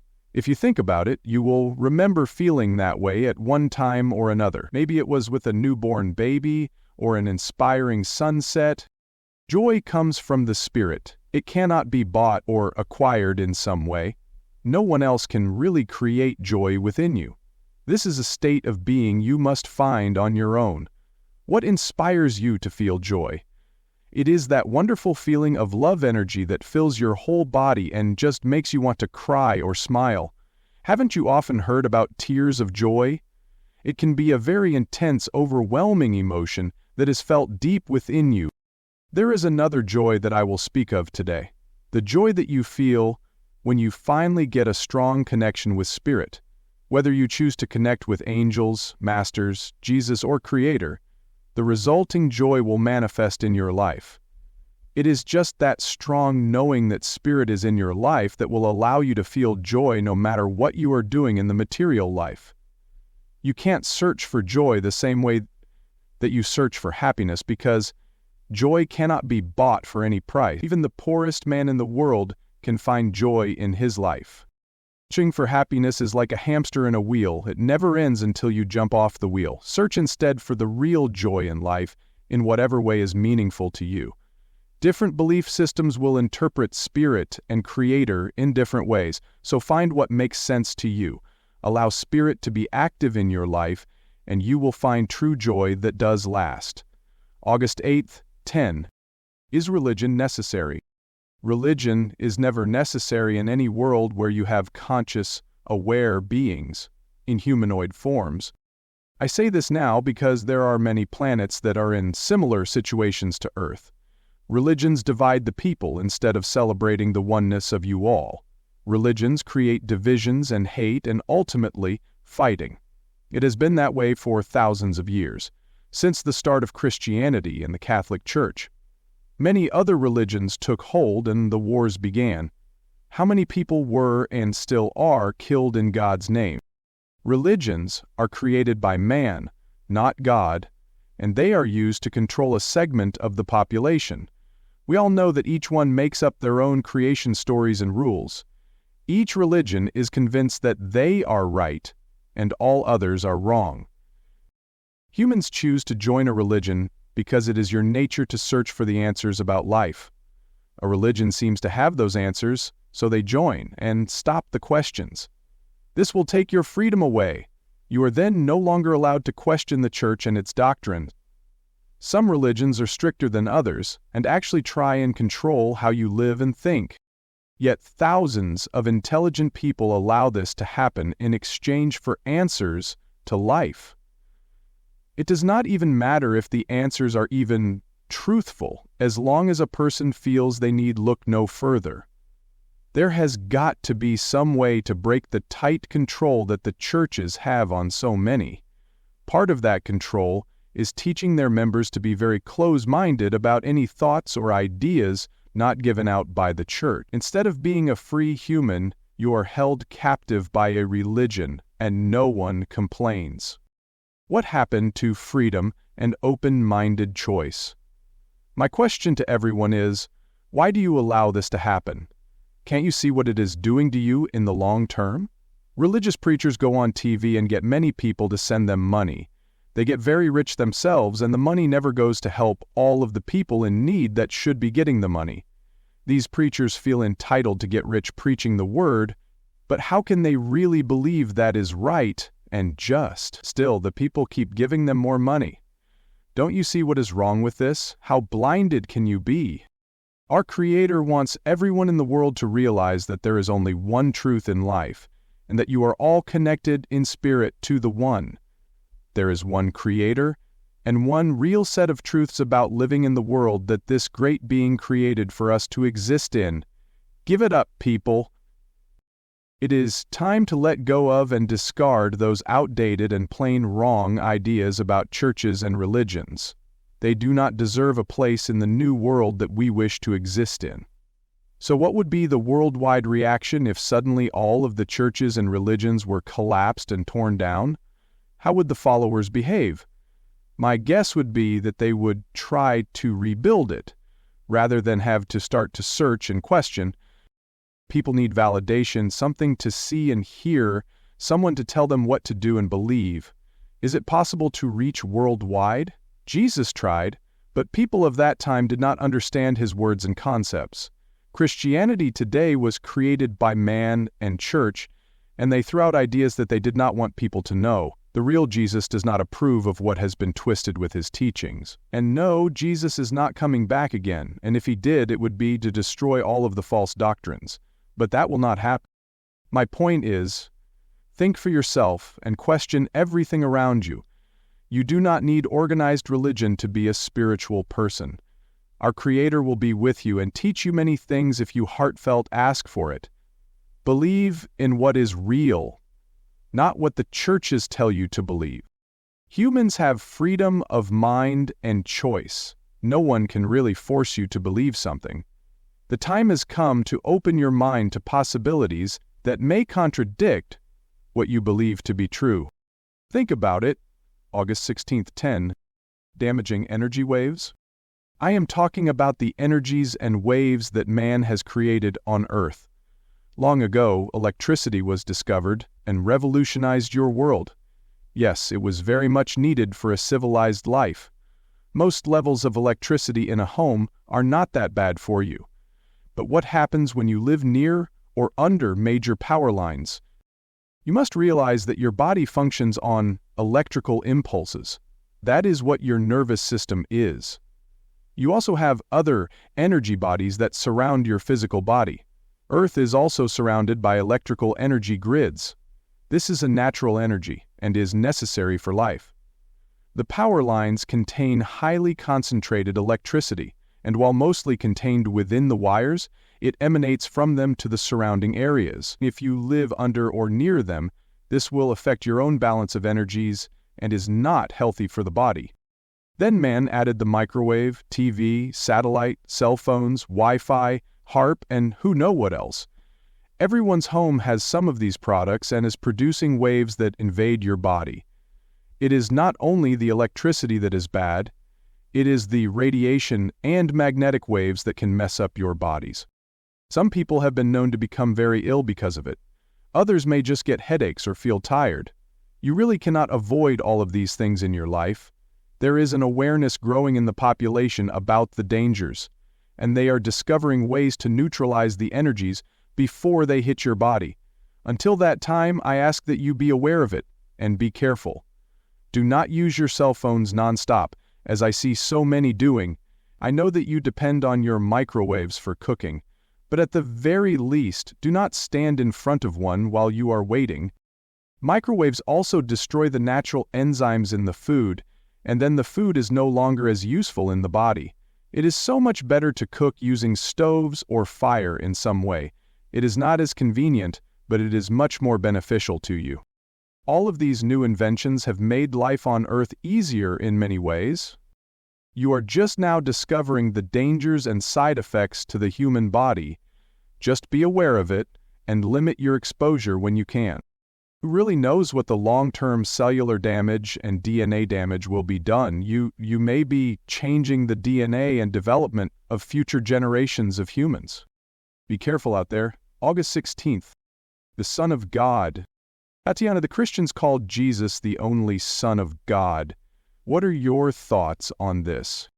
You must remember, in that time period, the people were not well educated and took things as they could believe it or explain it. What Jesus and the apostles were talking about was beyond their understanding, so they did the best they could. Jesus talked about a God they did not really understand. Remember that at that time many still worshipped idols or many gods.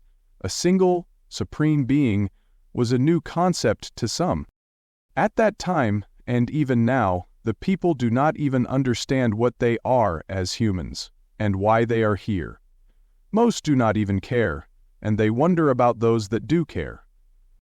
Talking about God is almost a taboo subject in this modern world. Schools are forbidden from even mentioning God.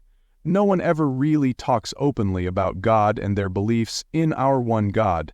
Society has grown up over the years to have safeguards in place to prevent government and religion from mixing, even though this very country of America was founded on one nation under God, and in God we trust. So why have we shut God out of our lives at this time? Except in the churches in the guise of religion, people do not talk openly about God, yet it is acceptable to talk about Jesus. Many religions actually worship Jesus as the main event. He was just the messenger for God. But all through his messages, Jesus spoke about Father and being the Son of God. People took it literally. Because Jesus was so wise and educated, his words were poetic and beautiful. He was filled with the Christ-white light, and everyone could feel it. People really believed that Jesus was the only Son of God come to earth to save them. That is why they started worshiping Jesus, and still do. To many people, Jesus was not a normal man if he was the Son of God. They really thought that no mere man could be such as he was. Now, the truth is, we are all sons and daughters of God. God created all of us from a God spark of his own light and essence. This means that we are indeed all sons of God. That also means that we were all created in equality, and no man was made to be better than another. Jesus said to the people, "You can all do as I do and be as I am." That is because he was indeed a man and was showing what everyone could aspire to be. As Jesus did, so can all of you. Yes, Jesus worked very closely with God on a day-to-day basis. Jesus talked to our Creator and spoke his words to the people.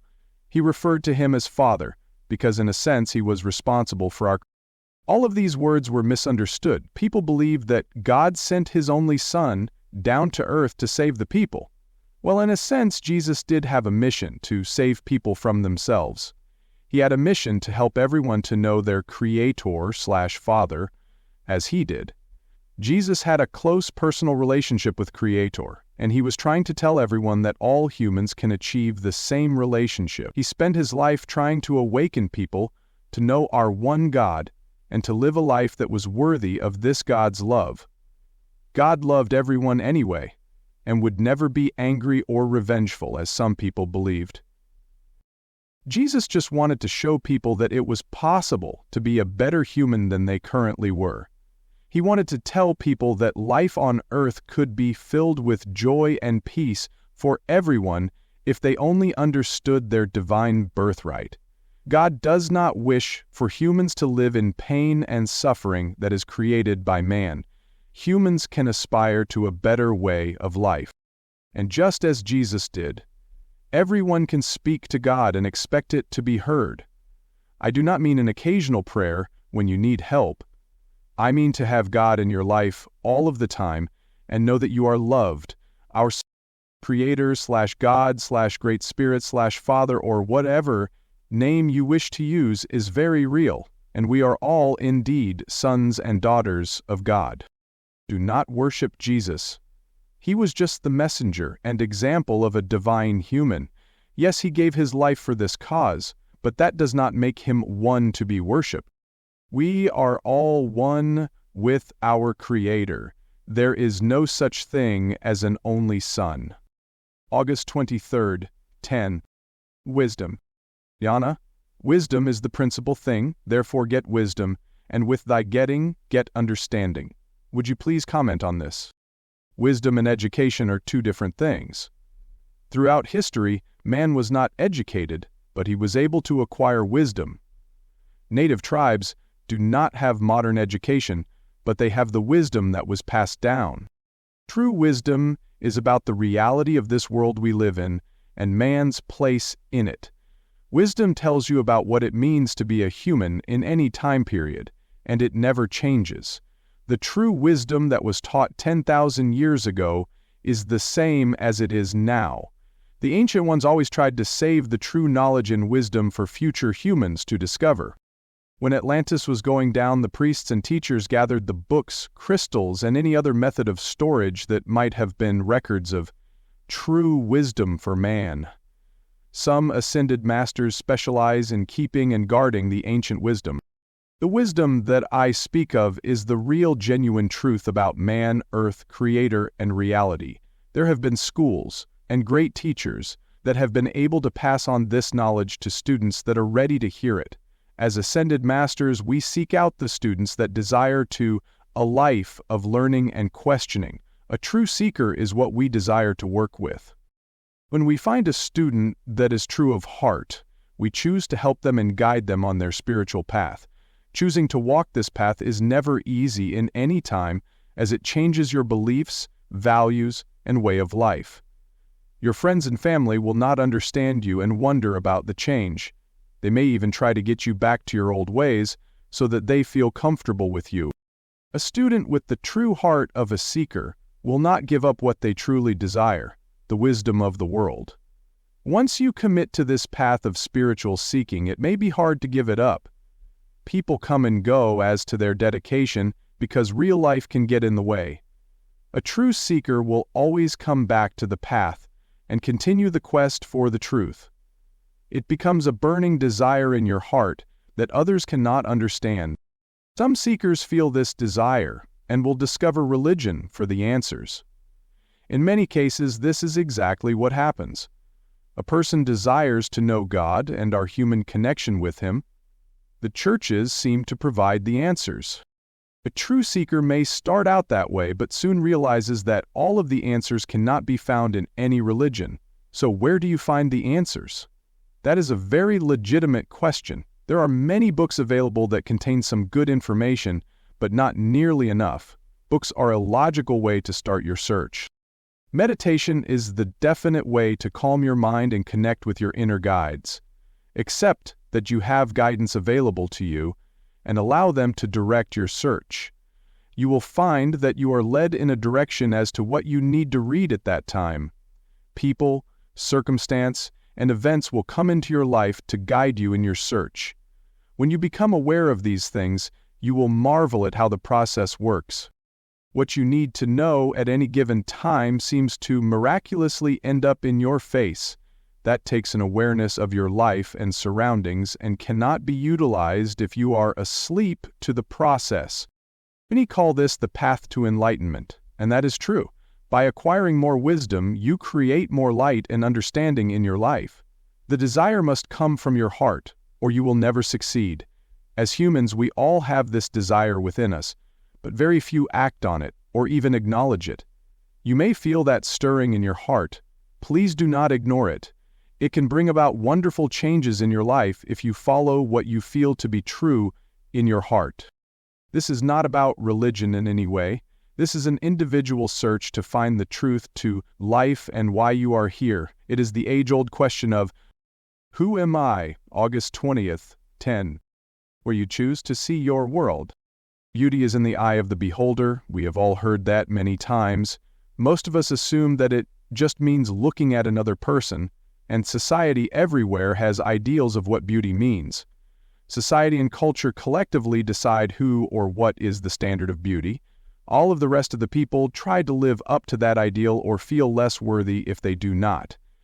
Or you may hear another commonly used saying that beauty is from the inside. Yes, that is also true, but all too often it is used to compensate for not living up to the standard appearance of beauty. It is used to make someone feel better about themselves. What do we really mean by beauty in nature, people, art, music, or any of man's constructions or projects? Why is it that too many of mankind seek to surround themselves with ideas, pictures, and concepts that are made up of everything that is ugly or evil? Some are so enmeshed with these dark images that they cannot see the light or beauty anywhere, and do not even desire it.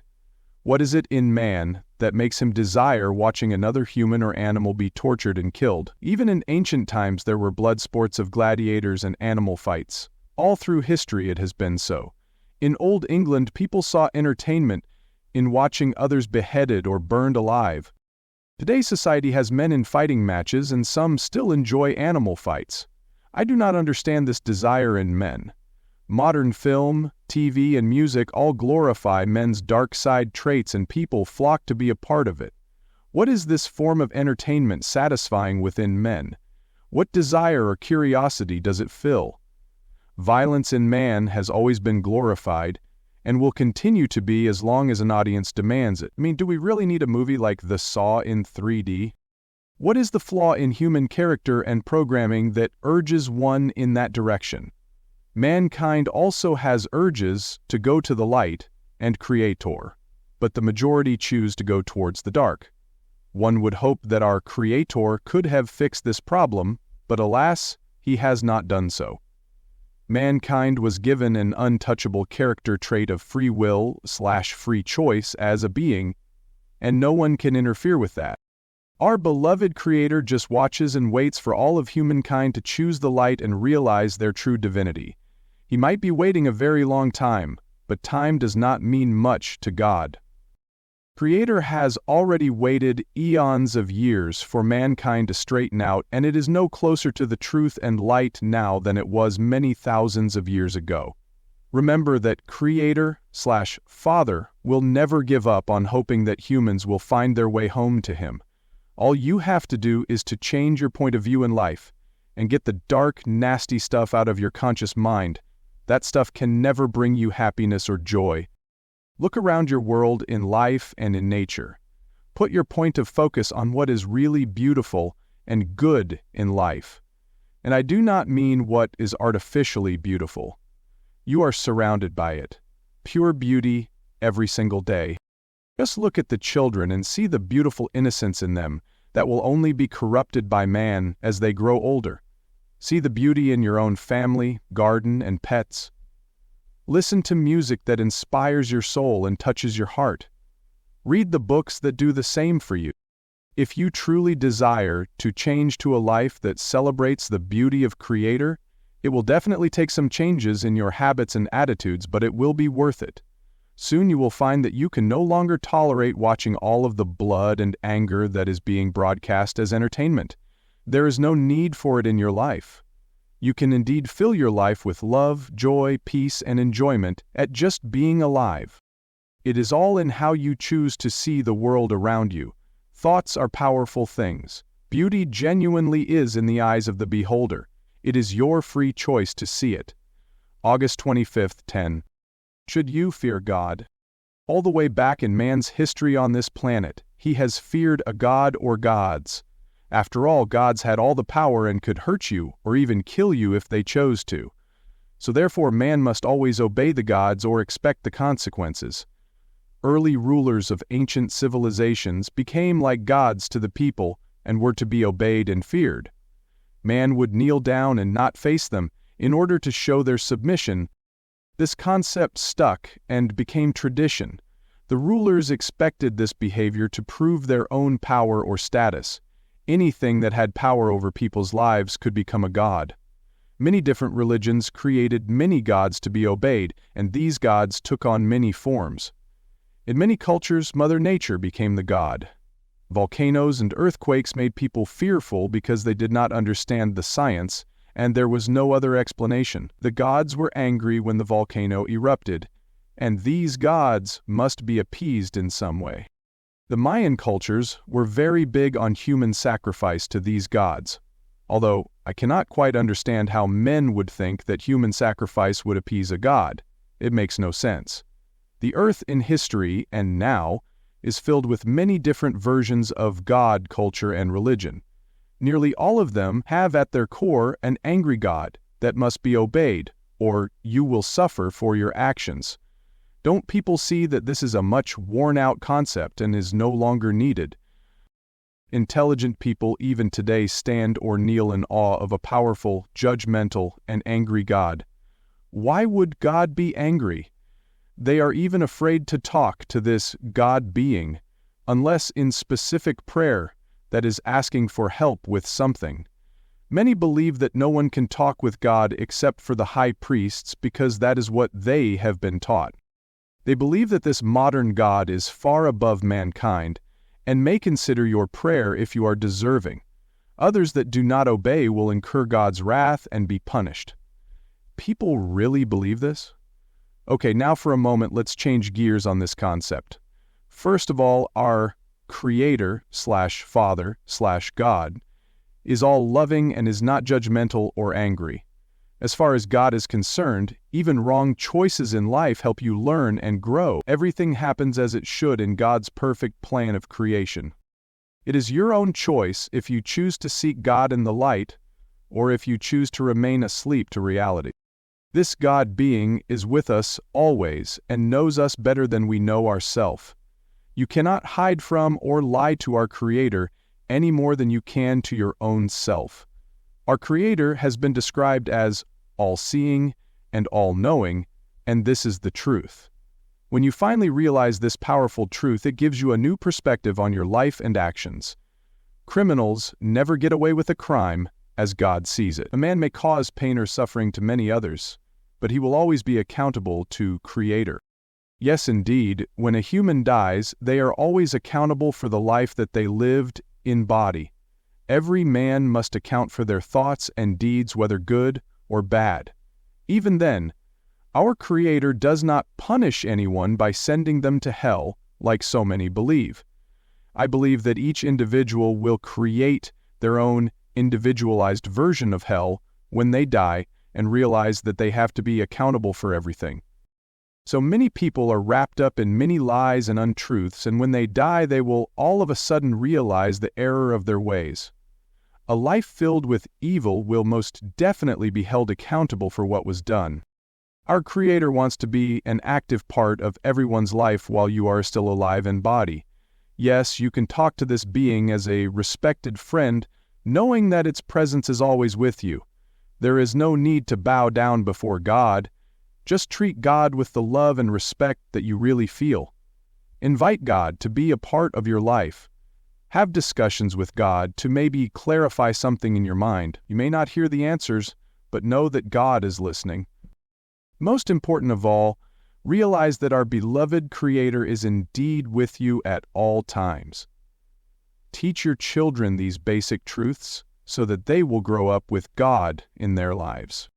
Love God, do not fear Him. August 26th, 10. Role-playing. All humans play many roles in the course of their life on Earth. After all of life is a stage, and you are a player in the game. I want every one of you to take a moment and name all of the roles that you are currently playing. Now name all of the roles that you previously have played at another point in your life. These roles are unique in that each one is playing out a different part of the game. Each role has you assume different emotions, character traits, and even beliefs. Sometimes these characters or roles are stimulated by certain triggers, and you fall into a role unexpectedly. You may even hate playing a certain role but cannot help becoming it in the presence of certain circumstances or people. Do you all understand what I am describing? Of course you will, if you are honest about it. Even if no one likes to admit to these many roles, it happens automatically, and you will become aware of it if you are observant of yourself and your life.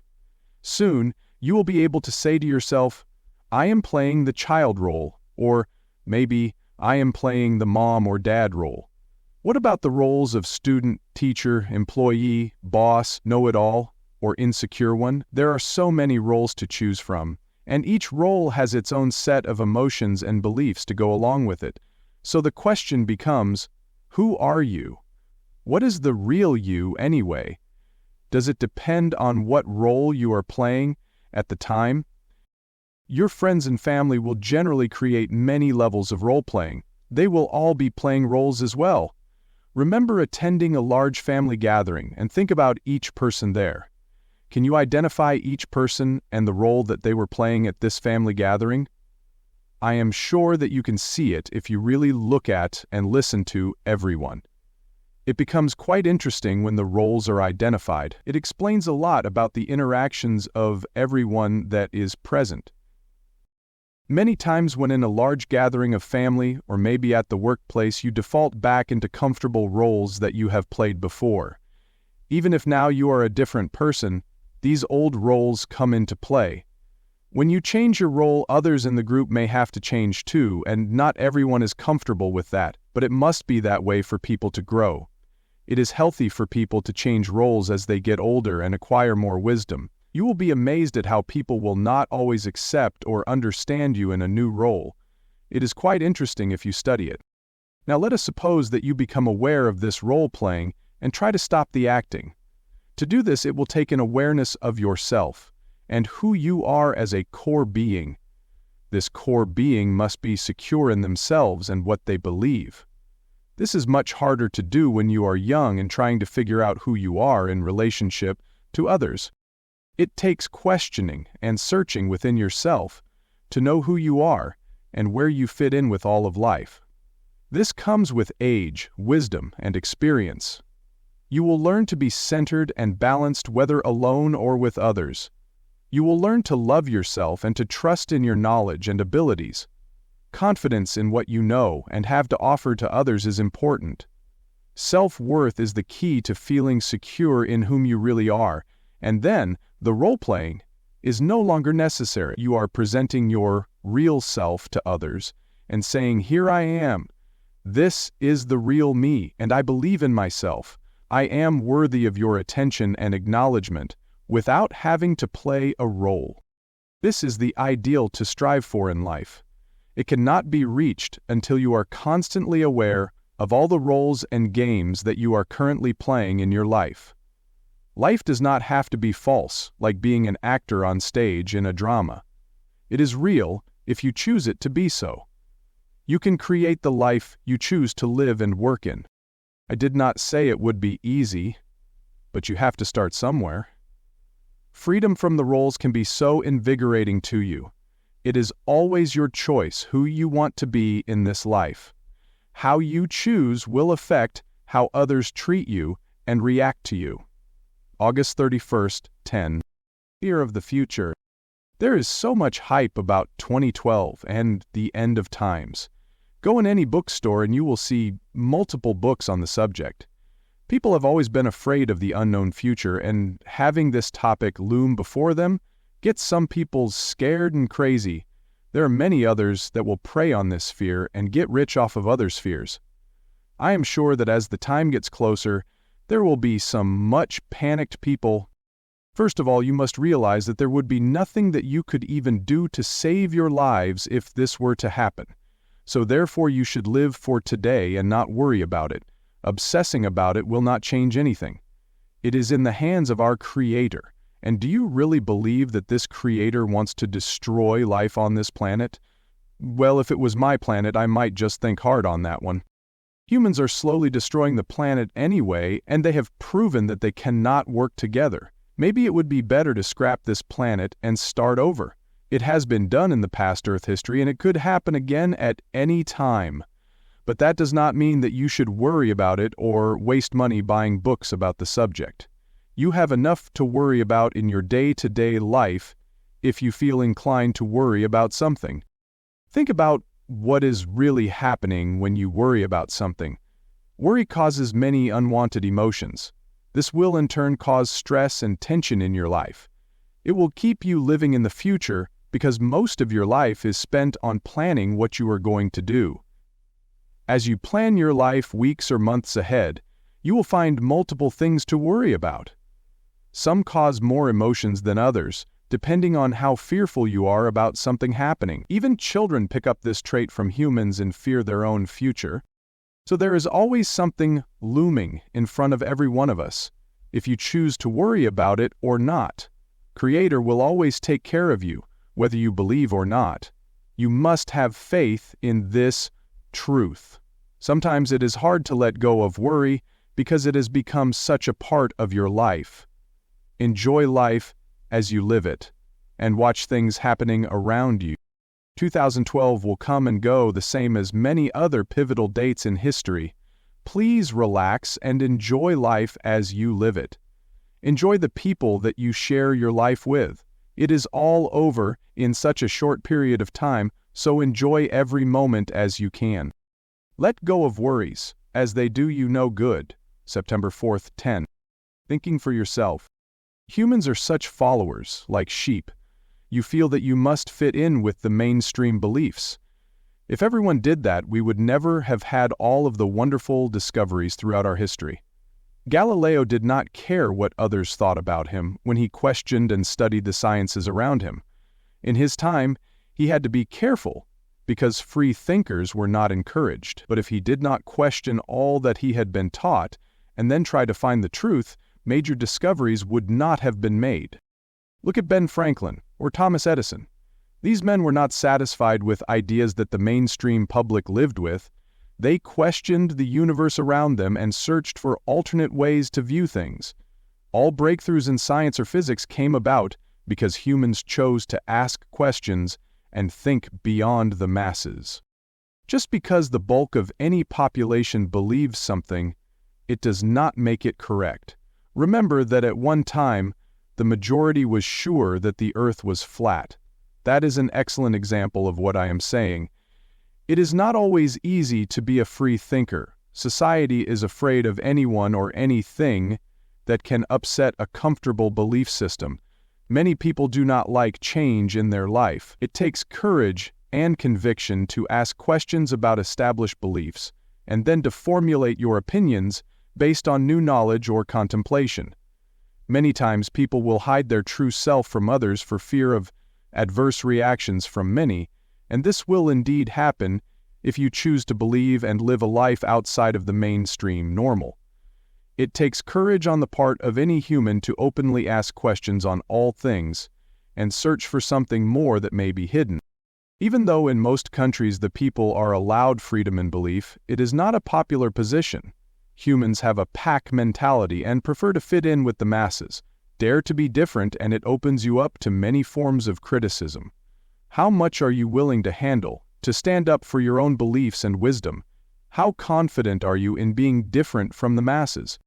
I tell you this because when an individual first begins to question mainstream religion and search for other answers, you will find opposition. You will find that most people will think you are all weird or not normal. Normal to them means going along with the common beliefs, even if they are not the truth. In the beginning you may hide your feelings and searches, just to avoid the negative reactions. We all have done that at one time. Your heart and soul tells you to keep going and that you are on the right track to the truth. It feels right to you, and that is what is important. An individual's search for the truth in life can always remain a private thing. You do not need others' approval to validate what you are finding and feeling. In the beginning of your search, you will question your own motives. Follow your heart is the best advice that I can give. It will never lead you astray. Humans were created as individual minds, and you need to think as an individual. Do not go along with all of the mass beliefs of the populace, as you know they can be proven wrong. Use your individual self to search for answers to life and yourself. Think about what you feel and believe to be true, and always keep searching for more information that can help you form a new way of understanding. The knowledge is available to you in many ways if you seriously desire to know it. Seek and you shall be shown the answers. That is a truth to life. A true seeker of knowledge and truth will receive help from their spirit guides to find the answers. Once you begin an honest search, it will grow and expand as much as you desire. If you honestly want answers to the truth in life, we will help you find those answers. Dare to be different and question everything in your life.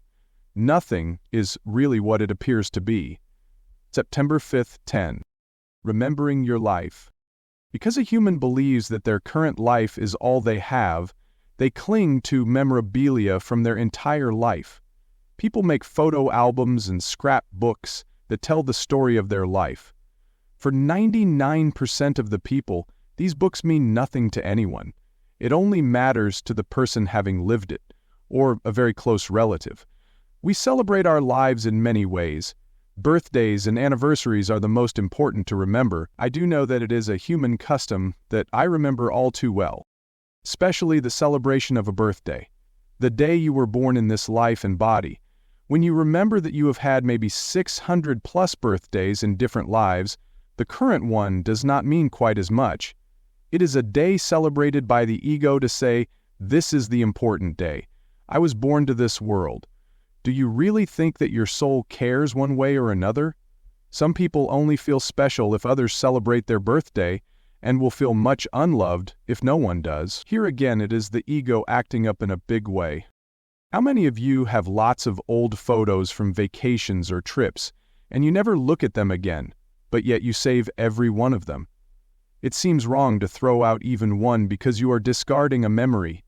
Think about why you feel it is necessary to keep all of them. When you finally die, someone else will discard them all anyway, because they are not meaningful to them. Memories make up who you are. Certain material things help you to remember that time and place. These material things contain feelings and emotions of that experience.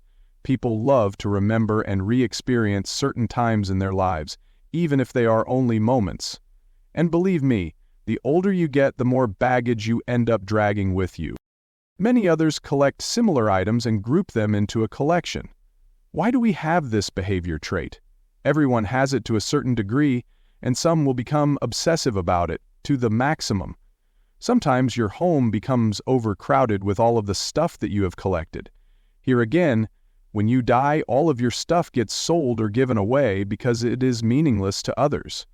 Only an individual can place a meaning on a particular object. There will come a time in your life that you need to lighten up your possessions, a time to let go of all the stuff that you drag around with you from place to place. As you grow older and wiser, these material things are no longer needed in your life.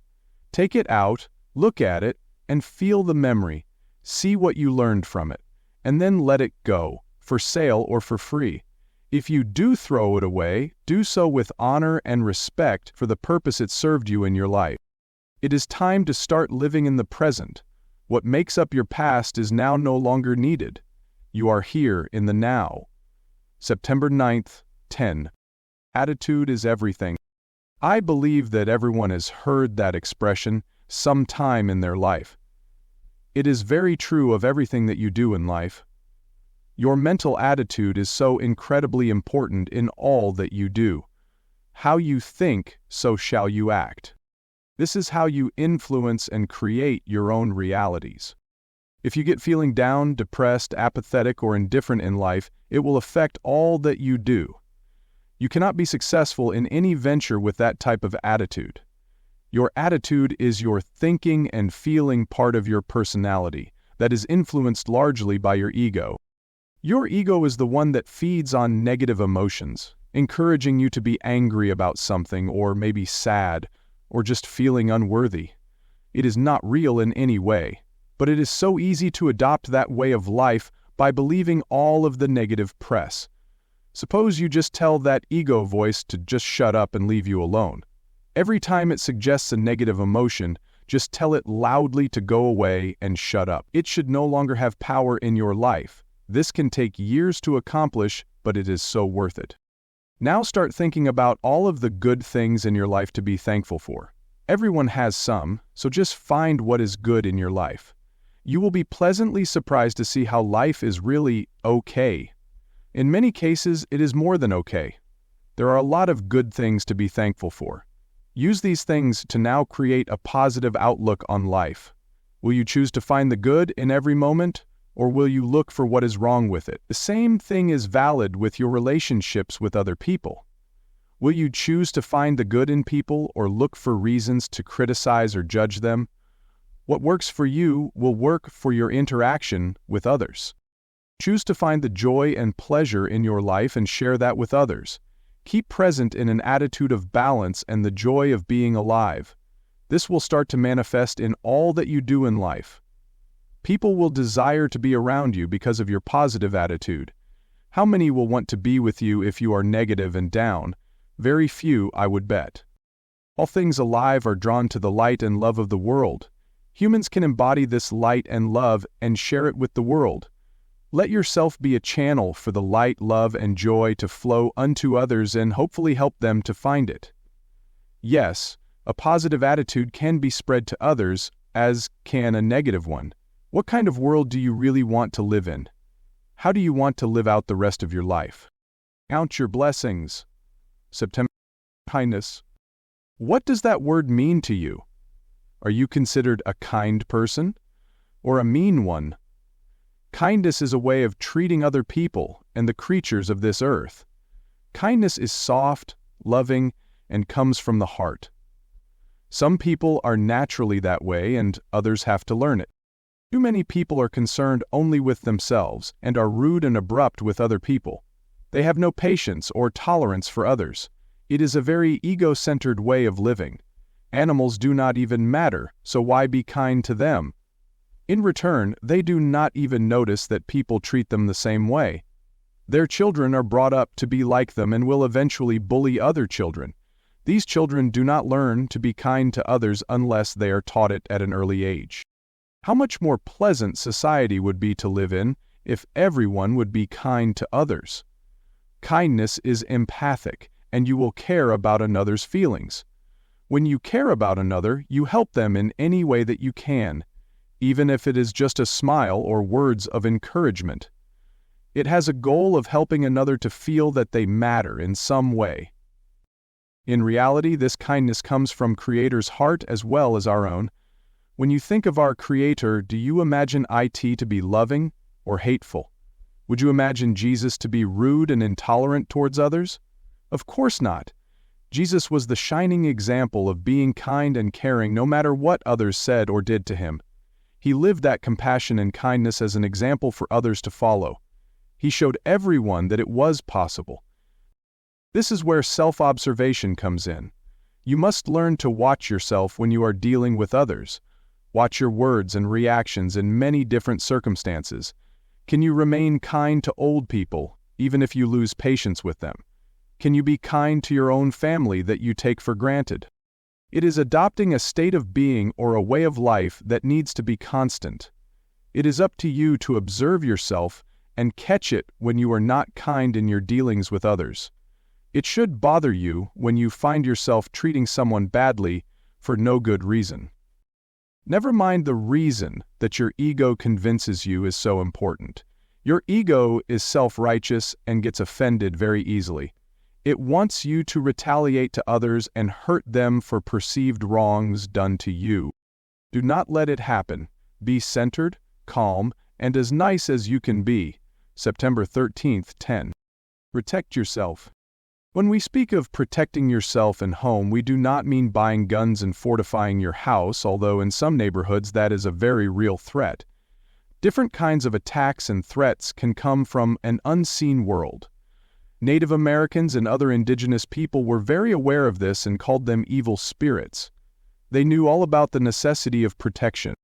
Modern man only believes what he can see, so they are not aware of all of the spirits and negative energies that live with them. This can take many different forms. You all know about ghosts, and not all ghosts are friendly. Spirits that are trapped in the astral plane can easily affect you, attach to you, and suck out your vital energy like a vampire. Many call them psychic vampires for this reason. People around you every day can be psychic vampires as well, and they can affect you on a physical and emotional level just by being in contact with you. You all have had experiences of dealing with certain people and feeling drained of energy afterwards. This is real and not your imagination. There are entities from other dimensions that come into ours and will attack you if you are a light worker and have a lot of light energy about you. Suffice it to say that the evil nasties are out there, and they will get to you and use you any chance that they can. If you feel drained or ill a lot, chances are that you have visitors.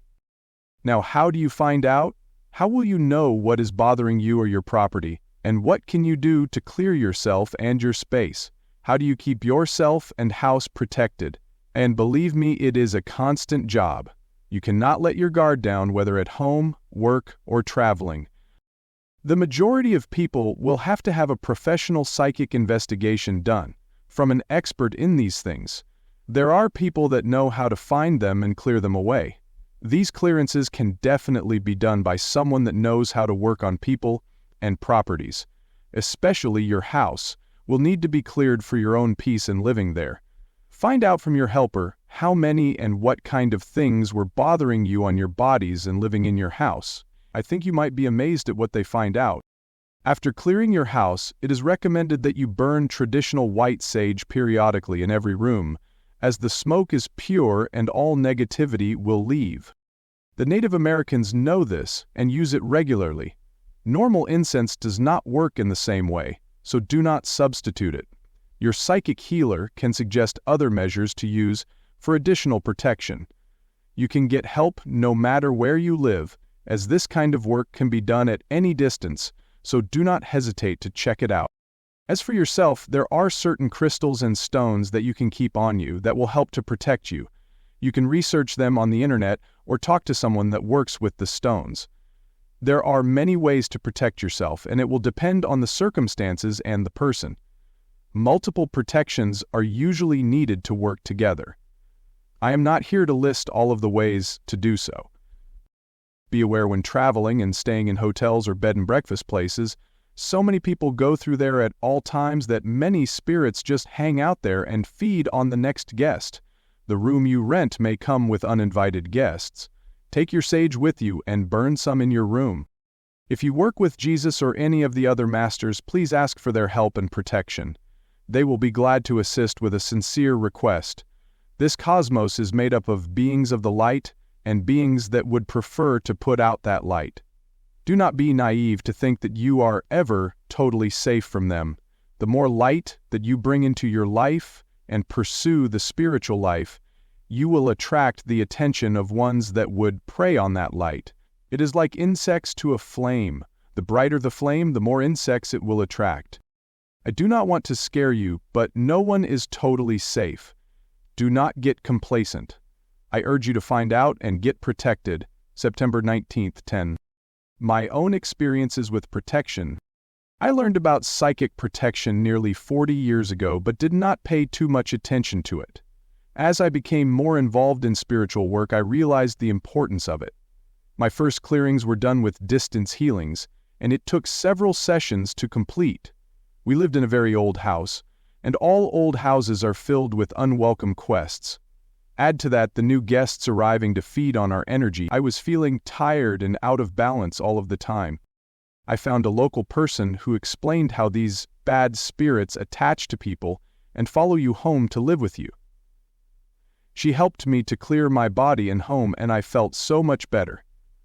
We then moved cross-country to a newer home and a very high-energy property near Sedona, AZ.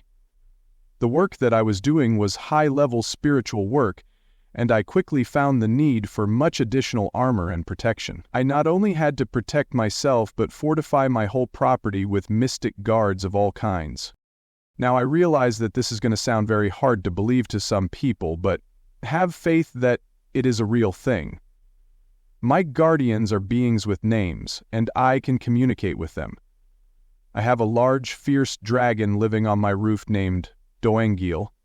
We have a team of gargoyles all around the property with a leader named Maddie. There is a large wolf named Gar that patrols the property. Then there is a griffin named Anagard, 2 knights, an Egyptian bodyguard, assorted elves, and let us not forget the 10 baby dragons living in the house. I cannot always see them, but I have a few friends that most certainly can see them. That is how I found out about some of them. When we set up a special meditation garden and my husband built a large copper pyramid, the light energy increased once again. Still, something slips by on occasion, and we have to increase our awareness. I have lots of protection around my bodies, but I must constantly check on things to be sure. I am most grateful for all of the protection that I have been given, as I would not be able to do my work without it. As you start to search and gain awareness, it becomes essential to get protected. You can actually become ill from attacks against your being. Recently, I forgot myself when we were on an overnight trip to a local resort. I did not clear the hotel room when we arrived, and that night I was attacked. I was being choked and harassed so that I could not sleep. It never occurred to me that I could stop it, and that it was indeed meant as a valuable lesson for me. It will never happen again, as it was a scary experience and I do know better. From now on, every hotel room will be thoroughly cleared as soon as we get there, and then protected. I am commenting on this to relate a human perspective to this lesson. This is a very real issue and it can affect your health and well-being. Do not let your guard down, as they will be watching for the opportunity. We are not alone in this universe. I am very able to do this investigation, clearing and protection work. It can be done from any distance and at any level that is needed. If you would like more information, please contact me. It gives me great joy to help fight off the nasties of the cosmos, and I have done in quite a few so far. Besides that, it will leave you free to work for the light and your own personal spiritual growth, and that is of benefit to all of us. September 22nd, 10.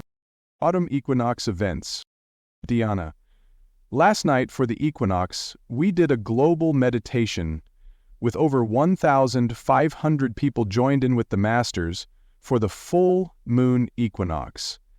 What was this like from your perspective? You must realize that our planes of existence are very near, and we really are all right here with you on Earth, even though you cannot see us.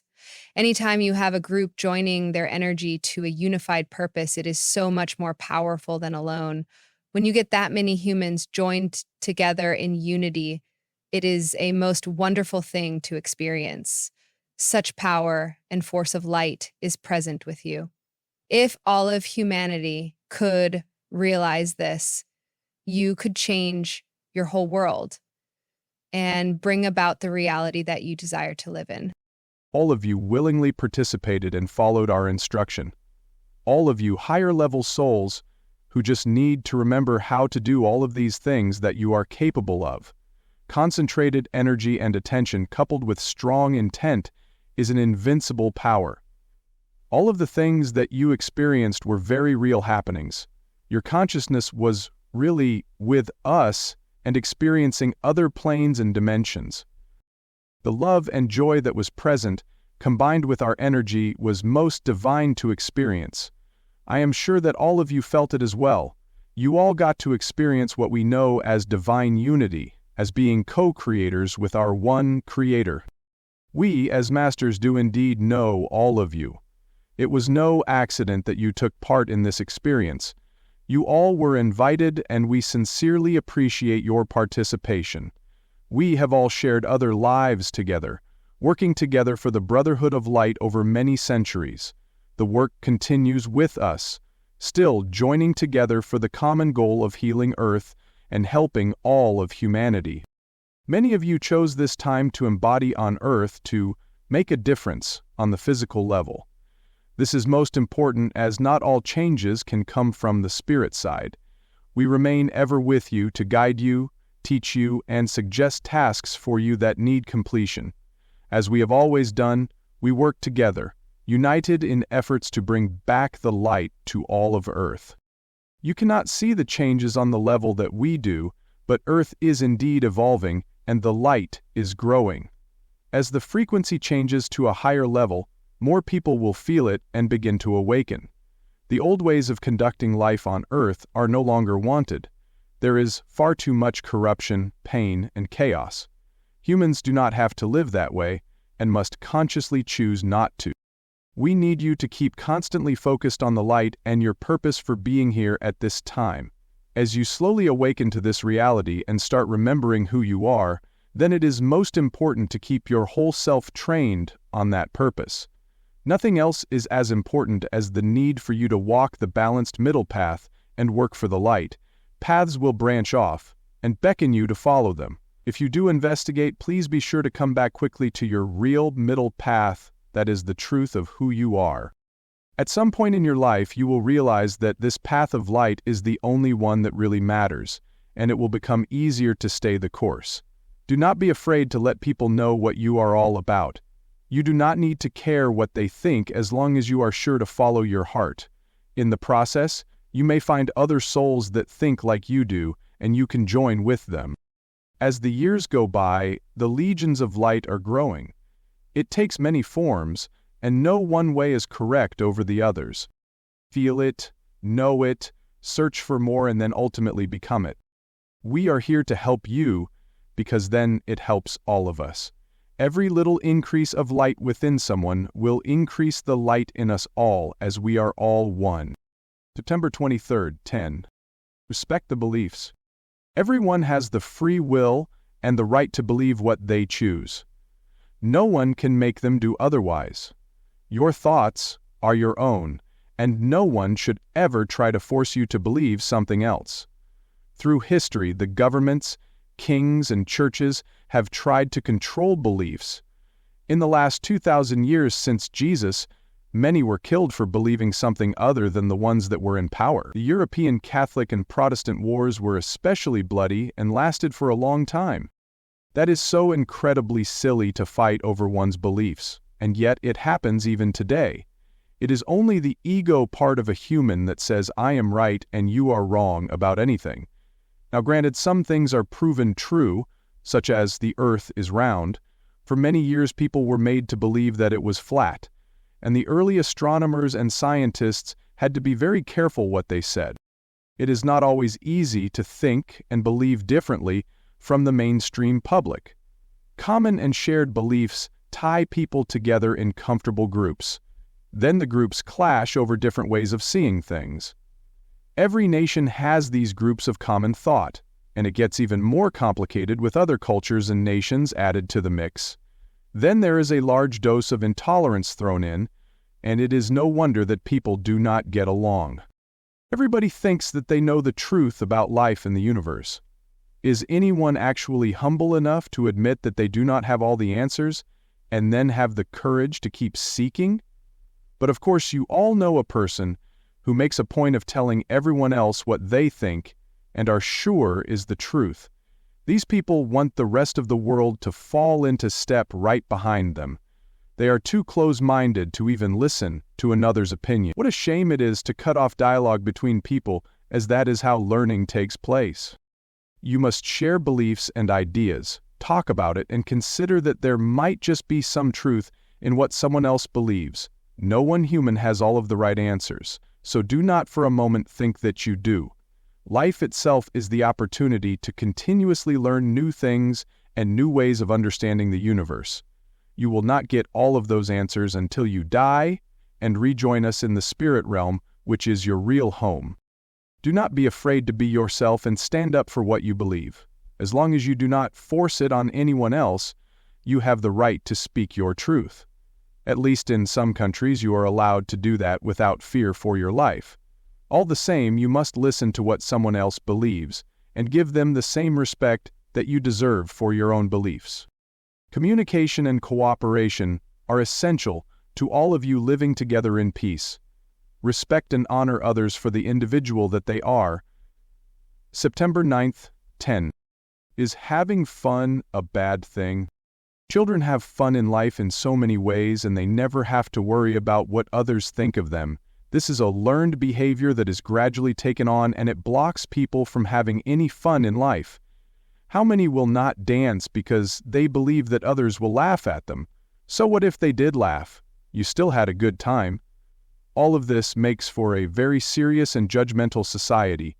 Play is something that a responsible adult does not do unless it is structured play. There is a difference between a controlled activity and just letting loose and playing. Laughter is a big part of it. Many will not allow laughter or humor unless it is from entertainment in some way. Think about the children and how easily they laugh, whether alone or with others. That is how adults should go through life. It is a shame that adults feel they have to partake of alcohol to enjoy laughter and fun. Somewhere in society at some time, people were told to be serious and responsible in their lives. Play and fun pursuits were discouraged and frowned upon. They even made up unwritten rules of behaviors and activities that a good human should not do. These rules were passed down from parent to child and edited by whatever culture you lived in. America is much more staid and serious than the European nations.